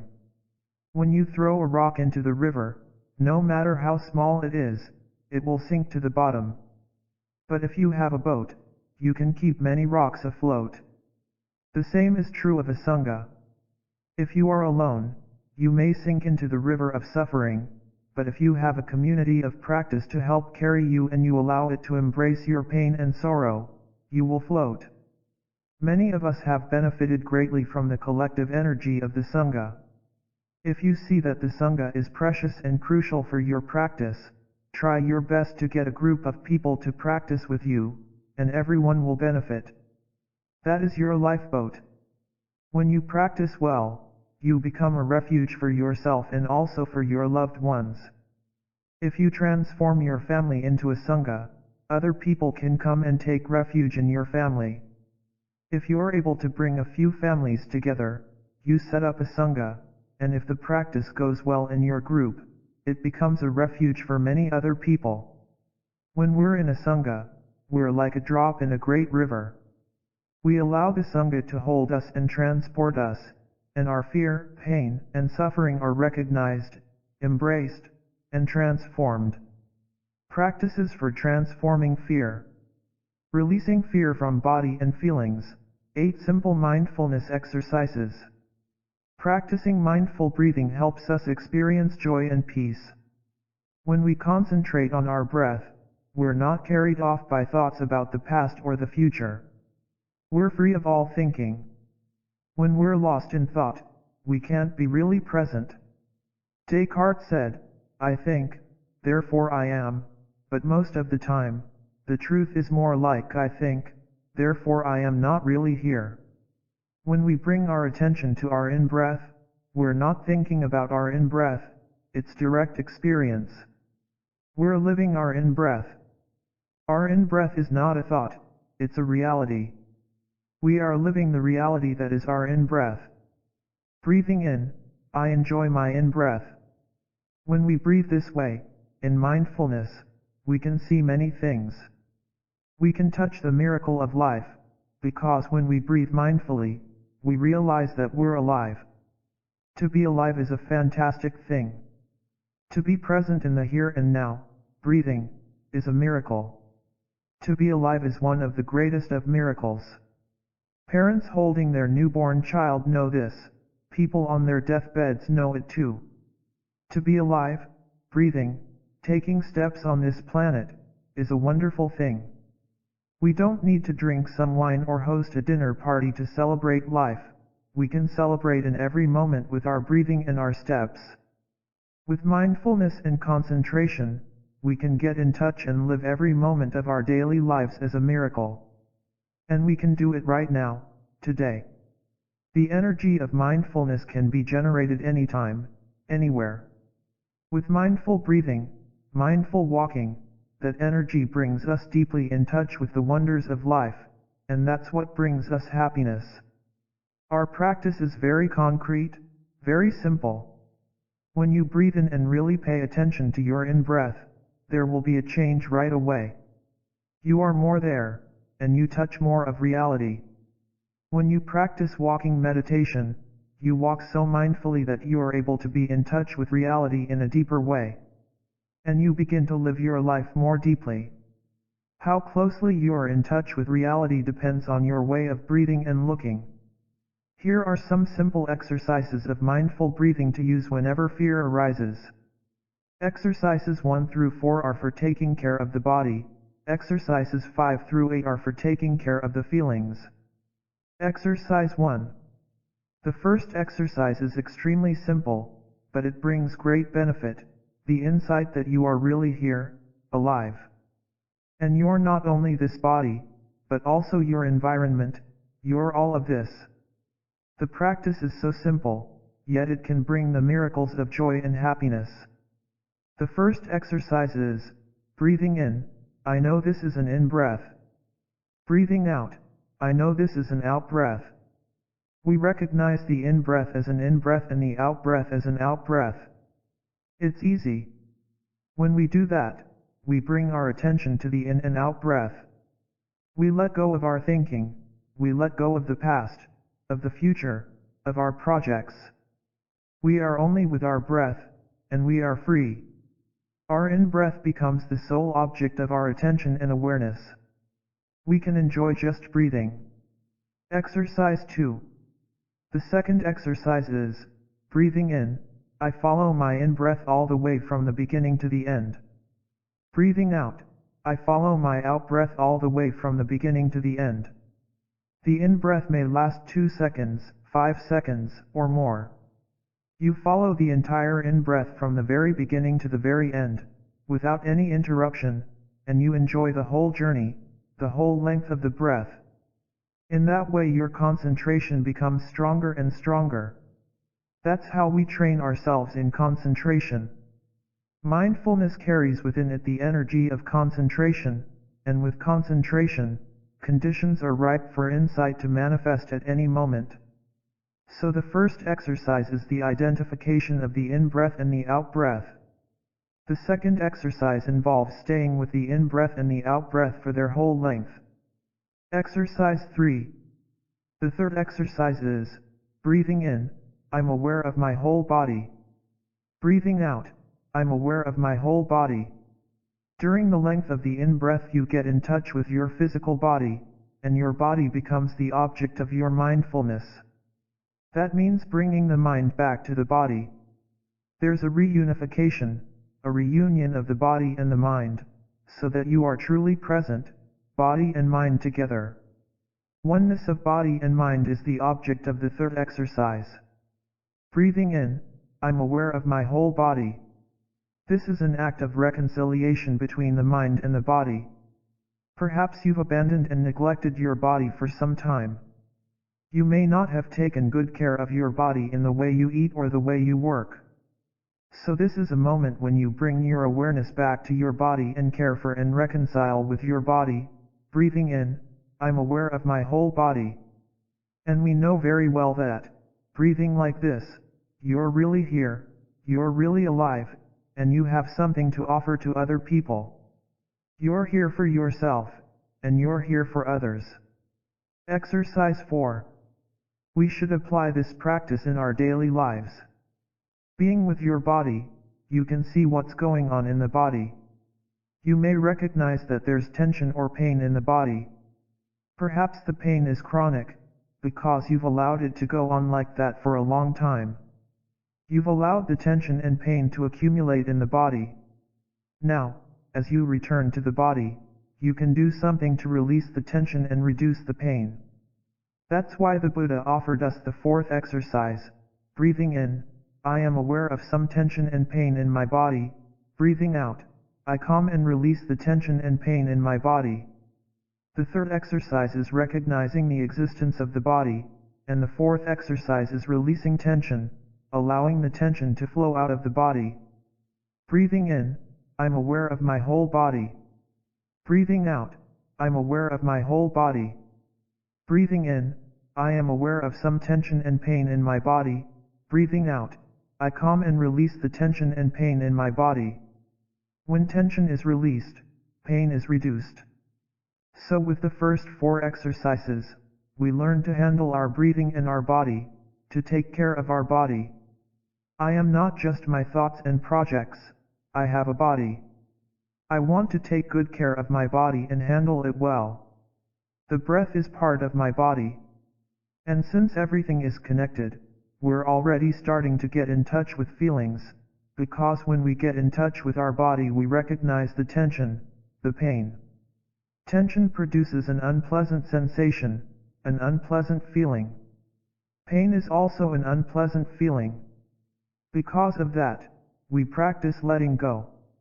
We release the tension so that we can feel better and reduce the pain in the body. These exercises of mindful breathing are very methodical. The realm of feelings. In the next 4 exercises, we move fully into the realm of feelings. The 5th exercise consists of bringing forth a pleasant feeling, a feeling of joy. When we practice mindfulness, we should be capable of generating a feeling of joy, a feeling of happiness. In Buddhism we often speak of how we can take care of suffering, but we also speak of joy. A practitioner should know how to take care of happiness as well as suffering. The 5th and the 6th exercises are for bringing forth joy and happiness. The 7th exercise is for taking care of pain and suffering. There is a reason these exercises speak about happiness first and suffering after. We need some joy and happiness to give us the strength to transform suffering. Breathing in, I recognize a pleasant feeling.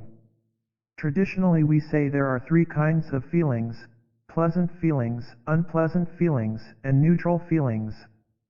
For me there's also a 4th one, a mixed feeling, when happiness and pain are mixed up together, like a bittersweet feeling. The 5th and 6th exercises are for recognizing feelings that are pleasant. You can recognize a pleasant feeling when it manifests. Or you can bring up a pleasant feeling at any moment.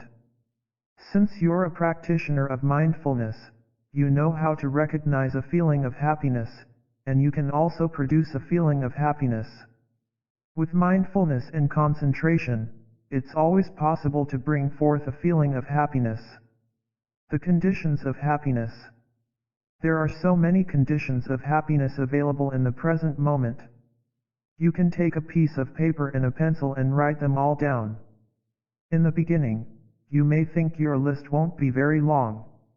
But you'll be surprised to find that even both sides of the paper aren't enough for writing down all the conditions of happiness that are already available. When we look at our own body and the environment, we can identify many conditions of happiness that are already available, hundreds, thousands of them. For example, your eyes are a condition of happiness. When you have eyes still in good condition, you need only to open them to see a paradise of shapes and colors. When we've lost our eyesight, we recognize that to have good vision is a wonder. So your good eyesight is already a condition of happiness. Thanks to your eyes being in good condition, this whole paradise is available to you. If you touch this condition with awareness, happiness naturally arises. There are innumerable other wonders just like that in your life. For example, there is your heart. Breathing in, I'm aware of my heart. With mindfulness you recognize the presence of your heart. Breathing in, I know my heart is there, and I'm very happy. To have a heart that functions normally is a great happiness. When you've worked a long shift, you may have a chance to take a rest, but your heart never stops working, it's beating for you 24 hours a day. Your heart is healthy and working for you, that's a wonderful thing. There are those among us who don't have such a heart, who are always afraid of having a heart attack or some other emergency. There's nothing in the world they want more than to have a normal heart just like the one you have. So you breathe and recognize the presence of your heart, and you are touching another condition of happiness. Breathing in, I'm aware of my heart. Breathing out, I smile to my heart with a lot of gratitude. You're touching another condition of happiness. You can touch hundreds of conditions of happiness right there in your own body and mind, as well as around you. With mindfulness and concentration, it's always possible to bring forth a feeling of happiness. All we have to do is to come back to ourselves so we can recognize the conditions of happiness that are available, and then happiness comes right away. Someone who practices mindfulness can always generate a feeling of happiness, anytime, any place. If you are capable of producing a feeling of joy, a feeling of happiness, then you'll also be able to handle painful feelings. A person who doesn't practice doesn't know how to deal with painful feelings or strong emotions. But for those of us who are practitioners, when a painful feeling or a strong emotion comes up, we're not victims, we know what to do. When a feeling of happiness or suffering comes up, we just recognize the feeling as it is. Even with a pleasant feeling, we just recognize it. We don't need to grasp it or cling to it. We just practice mere recognition of what is happening, that is, a pleasant feeling. We don't try to grab onto the pleasant sensation, and we don't try to push it away. We just acknowledge its existence. When a painful feeling comes, we do the same thing. We don't need to grab onto, fight, or repress the unpleasant feeling. We simply recognize its presence. We stay free, even when we have a painful feeling. A feeling is just a feeling. And you are much more than that feeling. We shouldn't let ourselves be carried away by a feeling, even a pleasant one, much less an unpleasant one. We just practice recognition of the feeling. Recognizing joy and happiness. The fifth exercise is to recognize a feeling of joy. Breathing in, I feel joy. Breathing out, I know joy is there. And the sixth is to recognize a feeling of happiness. Breathing in, I feel happy. Breathing out, I know happiness is there. Buddhist teachings draw a slight distinction between joy and happiness. Imagine someone is walking in a desert, is very thirsty, and has nothing to drink. All of a sudden he sees an oasis ahead, and he knows he's going to be able to drink there. In about 15 minutes I'll be there and I'll have water to drink. That's the feeling of joy. When our friend arrives at the oasis, kneels down, and drinks the water, then there is the sensation of happiness. Joy and happiness are slightly different. In the joy there's still a little bit of excitement. Happiness is a more peaceful feeling, like contentment. We have to be there for our feelings. There's a whole river of feelings flowing in us day and night. Every feeling is a drop in that river. A feeling is born, manifests, stays for a time, and then passes away. We can sit on the bank of the river of feelings and observe, recognizing each feeling as it manifests, seeing it remain, and seeing it pass away. We shouldn't identify ourselves with the feeling, nor should we try to push it away. We're free, even from our own feelings. We have to train ourselves to recognize feelings. And with mindfulness we can bring forth a feeling of well-being, a feeling of happiness, at any time. Recognizing and embracing pain. The seventh exercise is to recognize a painful or unpleasant feeling. Breathing in, I know that a painful feeling is there. Breathing out, I calm that painful feeling. Pain is a kind of energy, and a non-practitioner can be overtaken by that painful feeling. We become a victim of the painful feeling, whether it's a sensation in the body or an emotion. There are strong emotions that are very painful, zones of energy that manifest from the depths of our consciousness. Every time a painful feeling or emotion comes up, the practitioner should know how to handle that feeling. The method the Buddha proposed is to get in touch with the seed of mindfulness in us. We can breathe, we can walk, to generate mindfulness as a second zone of energy that will be able to take care of the first energy, the painful feeling.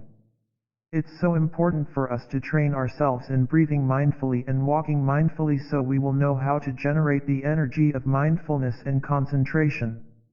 It's precisely with that energy that we'll be able to handle the painful feeling. The second zone of energy, which is mindfulness and concentration, comes up and embraces the first zone of energy, the painful feeling. We follow this method exactly. With the energy of mindfulness and concentration, we just recognize and embrace the painful feeling. Hello, my fear. Hello, my anger. Hello, my sadness. I know you are there. I'm going to take good care of you. There's the energy of the pain, and there's also the energy of mindfulness and concentration. When that positive energy embraces the painful energy, there will be an effect. The energy of mindfulness will penetrate, like heat waves or sunlight. In the earliest hours of the morning, a lotus flower is still closed. As the sun comes up, the sunlight begins to touch the petals. The sunlight doesn't just surround the lotus flower, its photons actually penetrate the lotus flower with energy, and soon the flower will open. That is exactly the same as what we do. When we embrace our pain, particles of the energy of mindfulness and concentration begin to penetrate, like photons, into the zone of pain. And this will bring relief after some minutes. It's like when a room is cold, you turn on your radiator, and it emits waves of heat. Those heat waves don't chase out the cold, they embrace and permeate the cold air, and after some time, the air becomes warmer. There's no violence in this, there's no fighting. That's what a practitioner does. Mindfulness and concentration embrace the pain. Relief from fear. The eighth exercise is to calm and release the tension in the painful feeling, to embrace, soothe, and bring relief to the feeling. Breathing in, I calm my mental formations. Breathing out, I calm my mental formations. This exercise is exactly like what we did with the body. First we recognized the presence of the body, and then we brought some relief. Here we do the same with the feelings. We recognize the pain, and we bring relief. We embrace our feelings with tenderness, with nonviolence, and we soothe those feelings. A few minutes may be enough to bring relief. As a practitioner, we must be capable of recognizing, embracing, and relieving our suffering. If you're a beginner and your energy of mindfulness is not yet solid enough to be able to recognize and embrace suffering, please ask a friend to help. After some minutes of being recognized and embraced, that painful feelings zone of energy will recede, and you will feel a welcome relief from the grip of fear or pain. A seed from the depths of consciousness manifests. It stays for a while as a zone of energy, and then it goes back down to its original place as a seed. But after being recognized and embraced with mindfulness, it loses some of its strength. The seed is a bit weaker than before it manifested. You know how to do this. You know very well how to take care of your pain. Every time the pain manifests, we have to let it manifest. We should not push it down. We shouldn't try to suppress it. We have to let it come and take good care of it. When we practice walking meditation, when we breathe mindfully, we generate the powerful energy of mindfulness, which can recognize and embrace our suffering and fear. After doing that for a time, you will see that the fear goes back down to its former place as a seed, and you will understand that the next time it manifests, you will be able to do exactly the same thing. Your chronic fear and anxiety will be genuinely reduced. The more we practice, the more we are gentle with our fear and are able to embrace it, the more the fear goes away. It is possible to live a life in the present moment completely without fear. Without fear, we are able to see more clearly our connections to others. Without fear, we have more room for understanding and compassion. Without fear, we are truly free. Transforming the roots of fear in the mind. 8 breathing exercises. These 8 exercises continue the first 8 exercises. They can help us understand our mind and let go of illusions, so that we can touch the true nature of reality and attain fearlessness. The realm of the mind. The first exercise is to be aware of our minds and recognize the state of our minds, just as the third exercise is awareness of the body and the seventh is awareness of the feelings. Breathing in, I am aware of my mind. Breathing out, I am aware of my mind. There's a river of mind in which every thought is a drop of water. We sit on the bank of the river and observe the manifestation and fading of each thought. We can simply recognize them as they arise, as they stay for some time, as they go away. We don't need to grasp or fight or push them away. When fear is there, we say, breathing in, I know the mental formation of fear is in me. When the mental formation of fear is there, we breathe in and recognize the presence of fear in us. With mindfulness and concentration, we recognize and embrace the mental formation that is there. Then we can look deeply into the nature of that mental formation, making the mind happy and at ease. The second exercise is gladdening the mind. Breathing in, I make my mind happy. Breathing out, I make my mind happy. We make the mind glad so as to strengthen it and give it vitality. This is like the practice of generating joy and happiness in the previous set of exercises, with an added element of reinvigorating and energizing the mind. According to Buddhist psychology, the mind has at least 2 layers. The lower layer is called store consciousness, and all the seeds of the mental formations are there. When a seed is touched or watered, it manifests in mind consciousness as a mental formation. To gladden the mind, we use a practice called selective watering. First, we allow the negative seeds to sleep in our store consciousness and don't give them a chance to manifest. If they manifest too often, their base will be strengthened. Second, if a negative seed manifests in mind consciousness, we help it go back to store consciousness as quickly as possible, where it can sleep as a seed. The third practice is to encourage wholesome mental formations to manifest in our conscious mind. In the fourth practice, when a good mental formation has manifested, we try to keep it there as long as we can. We should organize our life so that the seeds of our wholesome mental formations can be touched and watered several times a day. There are good seeds in store consciousness that may not have been able to manifest previously, and now we give them a chance. Concentrating the mind. The third exercise is to bring the mind into concentration. We practice concentration to get insight. Breathing in, I concentrate my mind. Breathing out, I concentrate my mind. Concentration has the power to burn away afflictions, just like sunlight focused by a lens can burn a piece of paper underneath. In the same way, concentration, looking deeply into our fear, anger, delusion, and despair, can burn them away, leaving insight. One concentration is the concentration on emptiness, the absence of a permanent entity. Although emptiness isn't difficult to understand and it's real, still we're not used to thinking in that way. So we have to train ourselves to look in such a way as to see things more deeply and see their ultimately empty nature.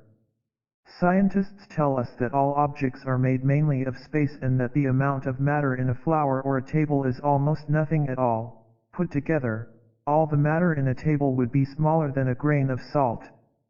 We know that's the truth, but in our daily lives we still think of the table as something big and solid. When scientists enter the world of elementary particles, they have to put aside their habitual way of looking at things as existing separately from each other. Then they have a chance of understanding what's really going on in the world of matter. Even scientists have to train themselves. So you have to train yourself to see like that in your daily life. Concentration means you keep the insight alive for a long time. It's not just a flash, that's not enough to liberate you. So in your daily life, you keep that insight of non-self, of emptiness, of impermanence alive. When you see a person, a bird, a tree, or a rock, you see its nature of emptiness. Then it becomes an insight that will liberate you. It's very different from speculating about the meaning of emptiness. You have to really see the nature of emptiness in yourself and others. Once that insight is there, you're no longer afraid, no longer bound, no longer a victim of separation and discrimination, because you've seen the nature of interbeing. Meditating deeply, looking deeply into the nature of whatever is there, you can touch the nature of interbeing in it. Whether it is a flower, a Buddha, a person, or a tree, you touch the nature of emptiness and interbeing, and you see that the one contains the all. Liberating the mind. With the fourth exercise, we free our minds from afflictions and notions. Breathing in, I liberate my mind. Breathing out, I liberate my mind. Our minds are tied up, bound by afflictions such as fear, anger, sorrow, and discrimination.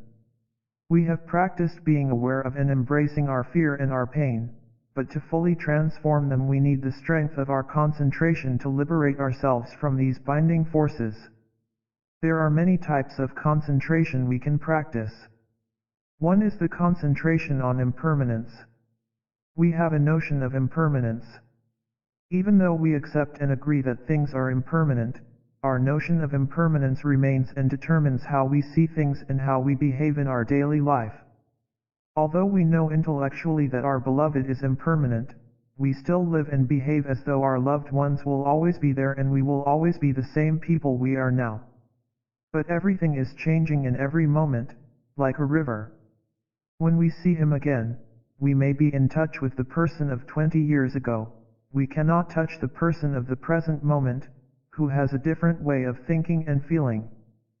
So we meditate on impermanence in order to touch the nature of impermanence. We need the concentration on impermanence, not the notion of impermanence. The notion of impermanence cannot liberate us. It's the insight of impermanence that liberates us. It's something altogether different from the notion.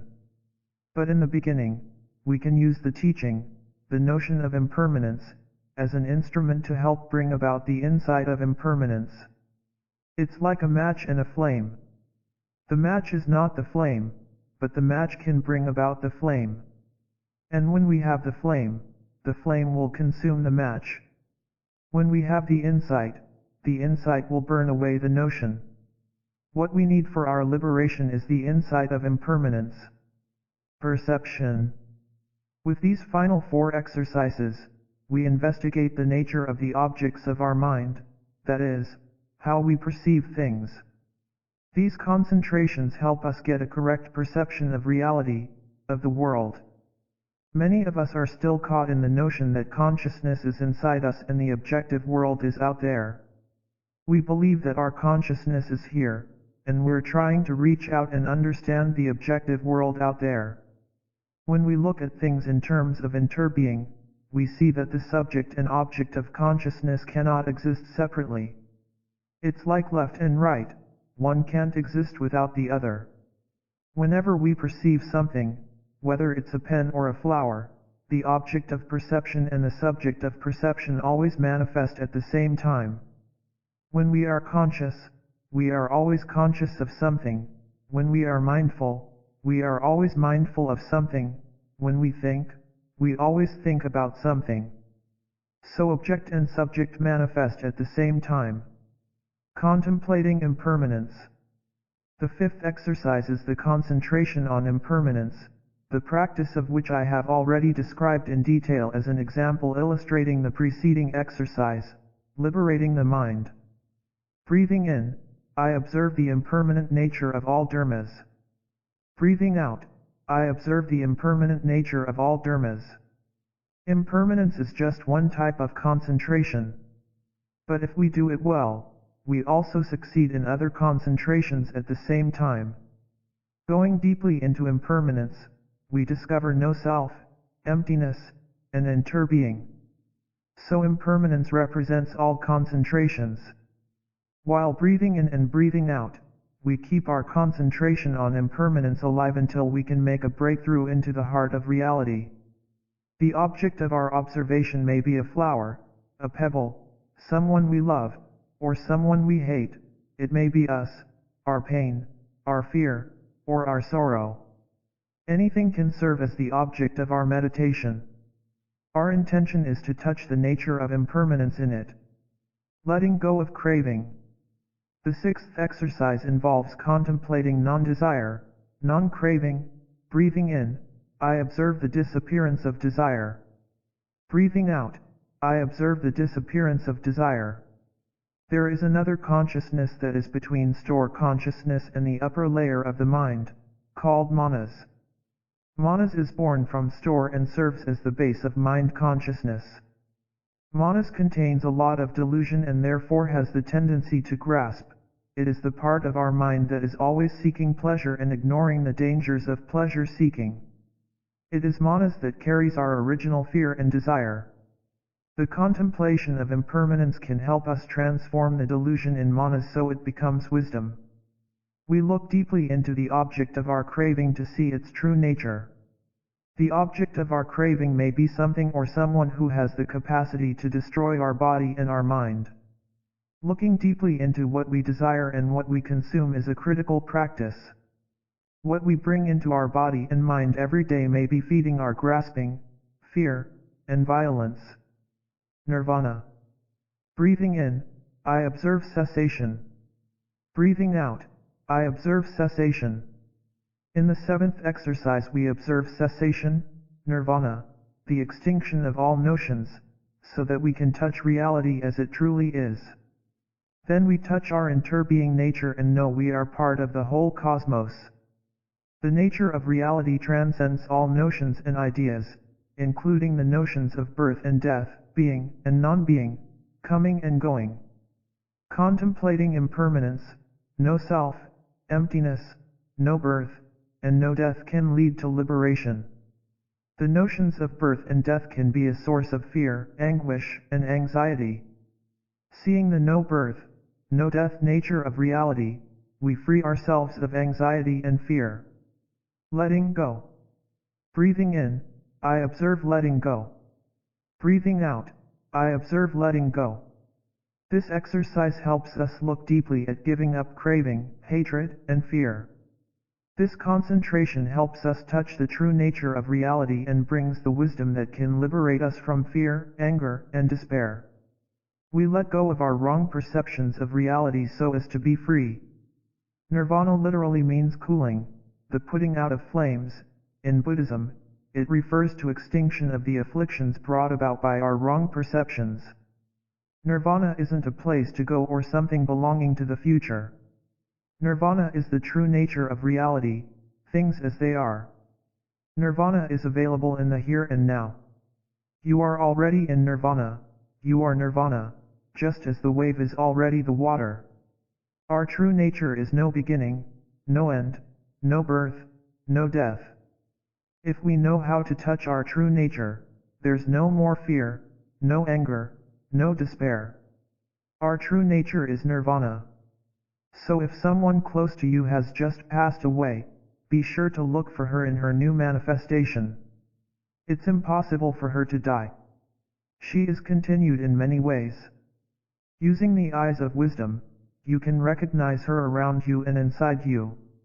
And you can continue to talk to her, darling, I know you are still there in your new form. It's impossible for you to die. The eighth exercise helps us release our illusions and be in touch with the true nature of reality. This gives us freedom and relief and brings us a lot of happiness. We need to continue learning, practicing, and discussing, so our understanding continues to grow. Dwelling in the present moment, you'll find that you become very interested in investigating all of life, and you can discover many wonderful things, many wonderful ways to practice. This doesn't mean you get lost in your thinking, it means you observe reality as it is and discover its true nature. We live in fear of many things, of our past, of death, of losing ourself or identity. These 8 exercises, together with the first 8 breathing exercises, bring us the insight that enables us to touch the ultimate dimension of reality and free ourselves from fear. When we are able to share our way of being and our insight with others, we offer them the greatest gift there is, the gift of non-fear. Deep relaxation for transforming fear and stress. Fear can accumulate in our body, causing stress and tension. Rest is a precondition for healing. When animals in the forest get wounded, they find a place to lie down, and they rest completely for many days. They don't think about food or anything else. They just rest, and they are able to heal themselves quite naturally. When we humans become fearful and overwhelmed with stress, we may go to the pharmacy and get drugs, but we rarely have the wisdom to stop our running around. We don't know how to help ourselves. Deep relaxation is an opportunity for our body to rest, heal, and restore itself. We relax our body, give our attention to each part in turn, and send our love and care to every cell. Deep relaxation of the body should be done at least once a day. It may last for 20 minutes or longer. You can do it in bed at night or in the morning. You can also do it whenever it's convenient, in the living room or anywhere you have space where you can lie down and not be disturbed. It's also possible to practice deep relaxation in a sitting position, for example at your office desk. If your fear and anxiety keep you up at night, deep relaxation can help. Lying awake, you can enjoy the practice of total relaxation and follow your breathing in and out. Sometimes it can help you get some sleep. But even if you don't sleep, it will still nourish you and allow you to rest. It's very important to allow yourself to rest, and this relaxation practice can even be more deeply restful than sleep if our sleep tends to be filled with nightmares or other intense dreams. When we do deep relaxation in a group, one person guides the exercise using the following cues or some variation of them. When you do deep relaxation on your own, you may like to try doing it as you read, or listen to a recording. Deep relaxation exercise. Lie down on your back with your arms at your sides. Make yourself comfortable. Allow your body to relax. Be aware of the floor beneath you and of the contact of your body with the floor. The reader may pause here to breathe. Allow your body to sink into the floor. Breathe. Become aware of your breathing, in and out. Be aware of your abdomen rising and falling as you breathe in and out. Breathe. Rising, falling. Breathe. Breathing in, bring your awareness to your eyes. Breathing out, allow your eyes to relax. Allow your eyes to sink back into your head. Let go of the tension in all the tiny muscles around your eyes. Our eyes allow us to see a paradise of shapes and colors. Allow your eyes now to rest. Send love and gratitude to your eyes. Breathe. You may say to yourself, breathing in, I am aware of my eyes. Breathing out, I smile to my eyes. Breathing in, bring your awareness to your mouth. Breathing out, allow your mouth to relax. Release the tension around your mouth. Your lips are the petals of a flower. Let a gentle smile bloom on your lips. Smiling releases the tension in the dozens of muscles in your face. Feel the tension release in your cheeks, your jaw, your throat. Breathe. Breathing in, bring your awareness to your shoulders. Breathing out, allow your shoulders to relax. Let them sink into the floor. Let all the accumulated tension flow into the floor. You carry so much on your shoulders. Now let them relax, as you care for your shoulders. Breathe. Breathing in, become aware of your arms. Breathing out, relax your arms. Let your arms sink into the floor, your upper arms, your elbows, your lower arms, your wrists, hands, fingers, all the tiny muscles. Move your fingers a little if you need to help the muscles relax. Breathe. Breathing in, bring your awareness to your heart. Breathing out, allow your heart to relax. Breathe. You may have neglected your heart for a long time in the way you work, eat, and manage anxiety and stress. Breathe. Your heart beats for you night and day. Embrace your heart with mindfulness and tenderness, reconciling and taking care of your heart. Breathe. Say to yourself as you breathe, breathing in, I am aware of my heart. Breathing out, I smile to my heart. Breathing in, bring your awareness to your legs. Breathing out, allow your legs to relax. Release all the tension in your legs, your thighs, your knees, your calves, your ankles, your feet, your toes, all the tiny muscles in your toes. You may want to move your toes a little to help them relax. Send your love and care to your toes. Breathe. Breathing in, breathing out. Your whole body feels light like duckweed floating on the water. You have nowhere to go, nothing to do. You are as free as the cloud floating in the sky. Breathe. Bring your awareness back to your breathing, to your abdomen rising and falling. Breathe. Following your breathing, become aware of your arms and legs. You may want to move them a little and stretch. Breathe. If you are doing the practice before sleep, just continue to follow your breathing, breathing in and breathing out. If you are doing the practice as a break during the day, when you feel ready, slowly sit up. Breathe. When you are ready, slowly stand up. Take a moment and be aware of your breath as you stand there before continuing on to your next activity. Meditation. May we be free from fear. When we are in the grips of fear, we close down and can't be compassionate or generous. To love others, we first have to be loving and gentle with ourselves. This meditation helps us first to accept ourselves, including our suffering and happiness at the same time, and then to be able to wish others well. Metta means loving kindness. We begin this with an aspiration, such as, may I be free from fear. We look deeply, with all our being, to understand ourselves. Then we can begin to wish others well, may he/she be free from fear. May they be free from fear. We don't just repeat the words, or imitate others, or strive after some ideal. We don't just say like a parrot, I love myself. I love all beings. We have to put our heart into it. When we practice, we observe how much peace, happiness, and lightness we already have. We notice whether we are anxious about accidents or misfortunes, and how much fear or worry is already in us. As we become aware of the feelings inside, our self-understanding deepens. We see how our fears contribute to our unhappiness, and we see the value of loving ourselves and cultivating a heart of compassion. Metta practice. This meditation is adapted from the Visuddhimagga, the Path of Purification, by Buddhaghosa, a 5th century CE systematization of the Buddhist teachings. Sit still, calm your body and breathing, and recite the aspiration to yourself. May I be peaceful, happy, and light in body and spirit. May I be safe and free from injury. May I be free from fear, anxiety, anger, and afflictions.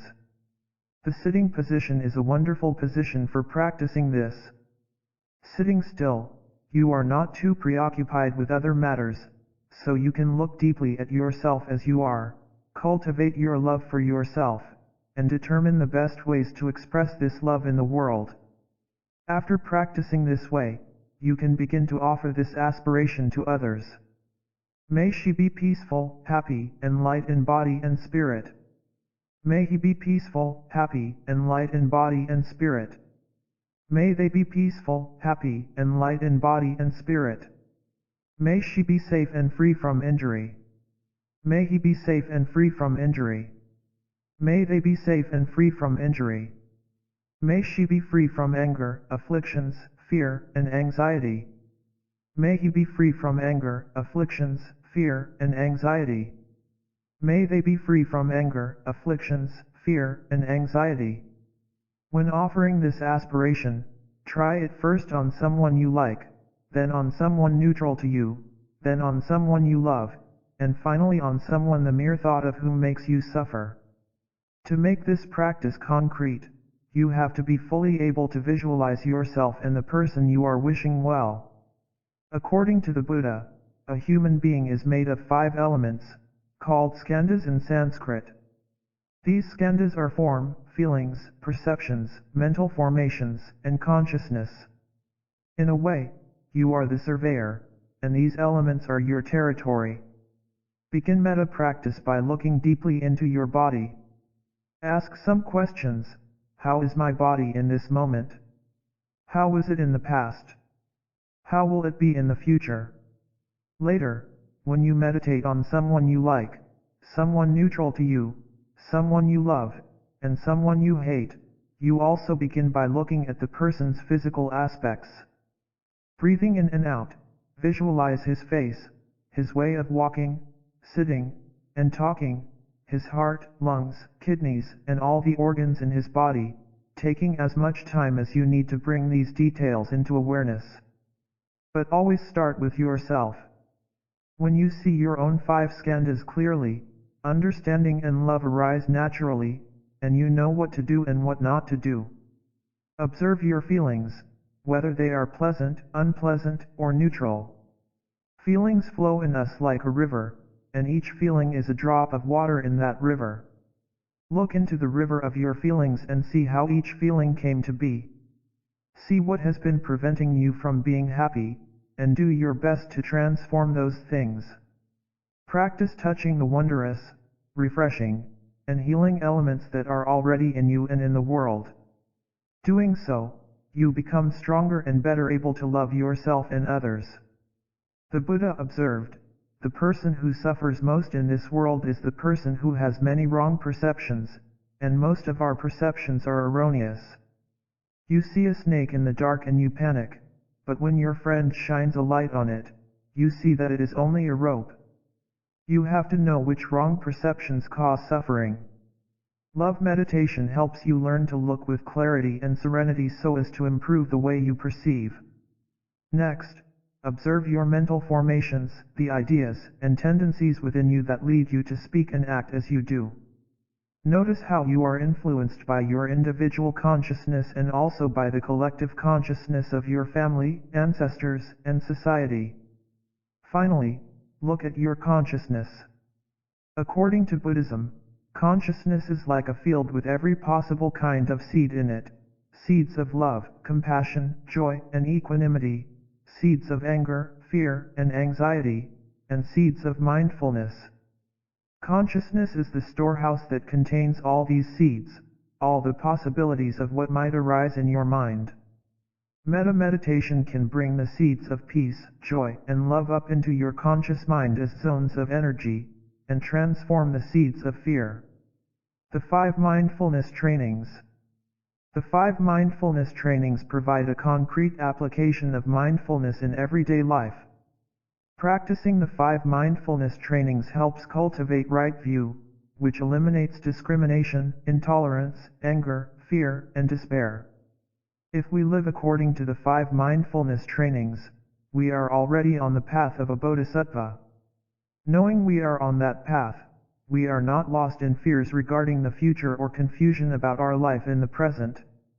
1. Reverence for life. Aware of the suffering caused by the destruction of life, I am committed to cultivating the insight of interbeing and compassion, as well as learning to protect the lives of people and animals, and to preserve plant and mineral resources. I am determined not to kill, not to let others kill, and not to support any act of killing in the world, in my thinking, or in my way of life. Seeing that harmful actions arise from anger, fear, greed, and intolerance, which in turn come from dualistic and discriminative thinking, I will cultivate openness, non-discrimination, and non-attachment to views in order to transform violence, fanaticism, and dogmatism in myself and in the world. 2. True happiness. Aware of the suffering caused by exploitation, social injustice, theft, and oppression, I am committed to practicing generosity in my thoughts, speech, and acts. I am determined not to steal and not to possess anything that should belong to others. I will share my time, energy, and material resources with those who are in need. I will practice looking deeply to see that the happiness and suffering of others are not separate from my own, that true happiness is not possible without understanding and compassion, and that running after wealth, fame, power, and sensual pleasures can bring much suffering and despair. I am aware that happiness depends on my mental attitude and not on external conditions, and that I can live happily in the present moment simply by remembering that I already have more than enough to be happy. I am committed to establishing a livelihood that will help reduce the suffering of living beings on Earth and reverse the progress of global warming. 3. True love. Aware of the suffering caused by sexual misconduct, I am committed to cultivating responsibility and learning ways to protect the safety and integrity of individuals, couples, families, and society. Knowing that sexual desire is not love and that sexual activity motivated by craving always harms myself as well as others, I am determined not to engage in sexual relations without true love and a deep, long-term commitment established in the presence of family and friends. I will do everything in my power to protect children from sexual abuse and to prevent couples and families from being harmed by sexual misconduct. Seeing that body and mind are one, I am committed to learning appropriate ways to take care of my sexual energy and to cultivate kindness, compassion, joy, patience, inclusiveness, and all elements of true love for my greater happiness and the greater happiness of others. Practicing true love, we know that we will continue beautifully into the future. 4. Loving speech and deep listening. Aware of the suffering caused by unmindful speech and failure to listen, I am committed to cultivating loving speech and compassionate listening to relieve suffering and promote reconciliation and peace in myself and among other people, ethnic and religious groups, and nations. Knowing that words can create happiness or suffering, I am committed to speaking truthfully using words that inspire confidence, joy, and hope. I am determined not to speak when anger manifests in me. I will practice mindful breathing and walking to recognize and look deeply into my anger. I know that the roots of anger can be found in my wrong perceptions and lack of understanding of the suffering in myself and the other person. I will speak and listen in such a way as to help myself and the other person to transform suffering and see the way out of difficult situations. I am determined not to spread news that I do not know to be certain and not to utter words that can cause division or discord. I will practice diligently with joy and skillfulness so as to nourish my capacity for understanding, love, and inclusiveness, gradually transforming the anger, violence, and fear that lie deep in my consciousness. 5. Nourishment and healing. Aware of the suffering caused by unmindful consumption, I am committed to cultivating good health, both physical and mental, for myself, my family, and my society by practicing mindful eating, drinking, and consuming. I will practice looking deeply into how I consume. I will be aware of what I eat, what I consume through my senses, and what intentions and mental states I cultivate in my consciousness. I am determined not to gamble or to indulge in alcohol, drugs, or any other products that contain toxins, including harmful websites, electronic games, TV programs, films, magazines, books, and conversations. I will practice coming back to the present moment to be in touch with the refreshing, healing, and nourishing elements in me and around me, neither letting regrets and sorrow drag me back into the past nor letting anxieties, fear, or craving distract me from the present moment. I am determined not to try to cover up loneliness, anxiety, or other suffering by losing myself in consumption. I will contemplate interbeing and consume in a way that preserves peace, joy, and well-being in my body and consciousness, and in the collective body and consciousness of my family, my society, and the earth. The 5 awarenesses.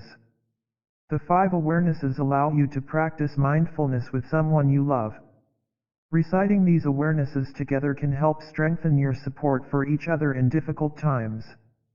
They can be a wonderful part of a wedding ceremony, but they can also be used in any relationship where you want to support each other in the practice. The 5 awarenesses can help any loving relationship become stronger and longer lasting. 1. We are aware that all generations of our ancestors and all future generations are present in us. 2. We are aware of the expectations that our ancestors, our children, and their children have of us. 3. We are aware that our joy, peace, freedom, and harmony are the joy, peace, freedom, and harmony of our ancestors, our children, and their children. 4. We are aware that understanding is the foundation of love. 5. We are aware that blaming and arguing never help us and only create a wider gap between us. Only understanding, trust, and love can help us change and grow. In the first awareness, we see ourselves as one element in the continuation of our ancestors and as the link to future generations. When we see in this way, we know that by taking good care of our body and consciousness in the present moment, we are taking care of all generations past and future. The second awareness reminds us that our ancestors have expectations of us and that our children and their children do too. Our happiness is their happiness, our suffering is their suffering. If we look deeply, we will know what our children and grandchildren expect of us. The third awareness tells us that joy, peace, freedom, and harmony are not individual matters. We have to live in ways that allow our ancestors within to be liberated so as to liberate ourselves. If we do not liberate them, we ourselves will be bound all our lives, and we will transmit that to our children and grandchildren. Now is the time to liberate our parents and ancestors within. We can offer them joy, peace, freedom, and harmony at the same time as we offer joy, peace, freedom, and harmony to ourselves, our children, and their children. This reflects the teaching of interbeing. As long as our ancestors within are still suffering, we cannot really be happy. If we take one step mindfully, freely, and happily touching the earth, we do it for all our ancestors and all future generations.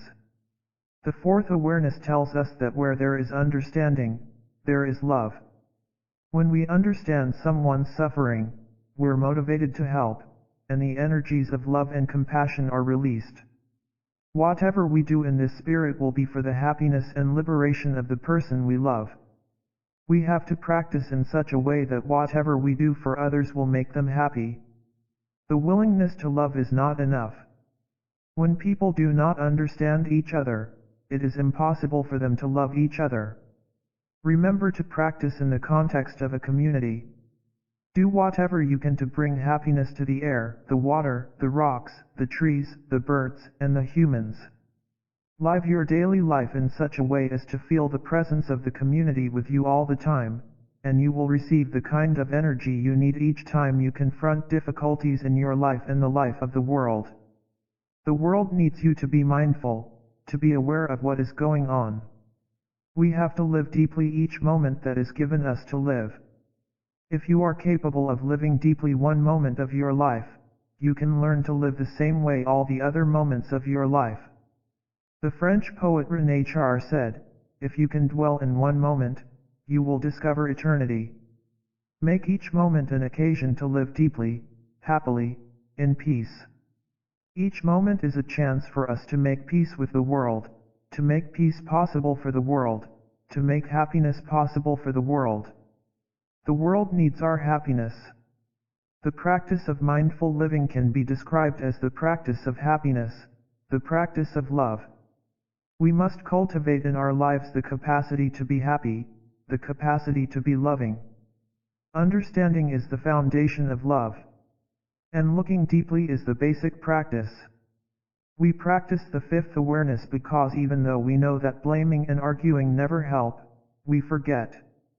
Conscious breathing helps us develop the ability to stop at that crucial moment, to keep ourselves from blaming and arguing. All of us need to change for the better. It is our responsibility to take care of each other. We are the gardeners, the ones who help the flowers grow. If we understand, the flowers will grow beautifully. Goodwill is not enough, we need to learn the art of making others happy. Art is the essence of life, and the substance of art is mindfulness.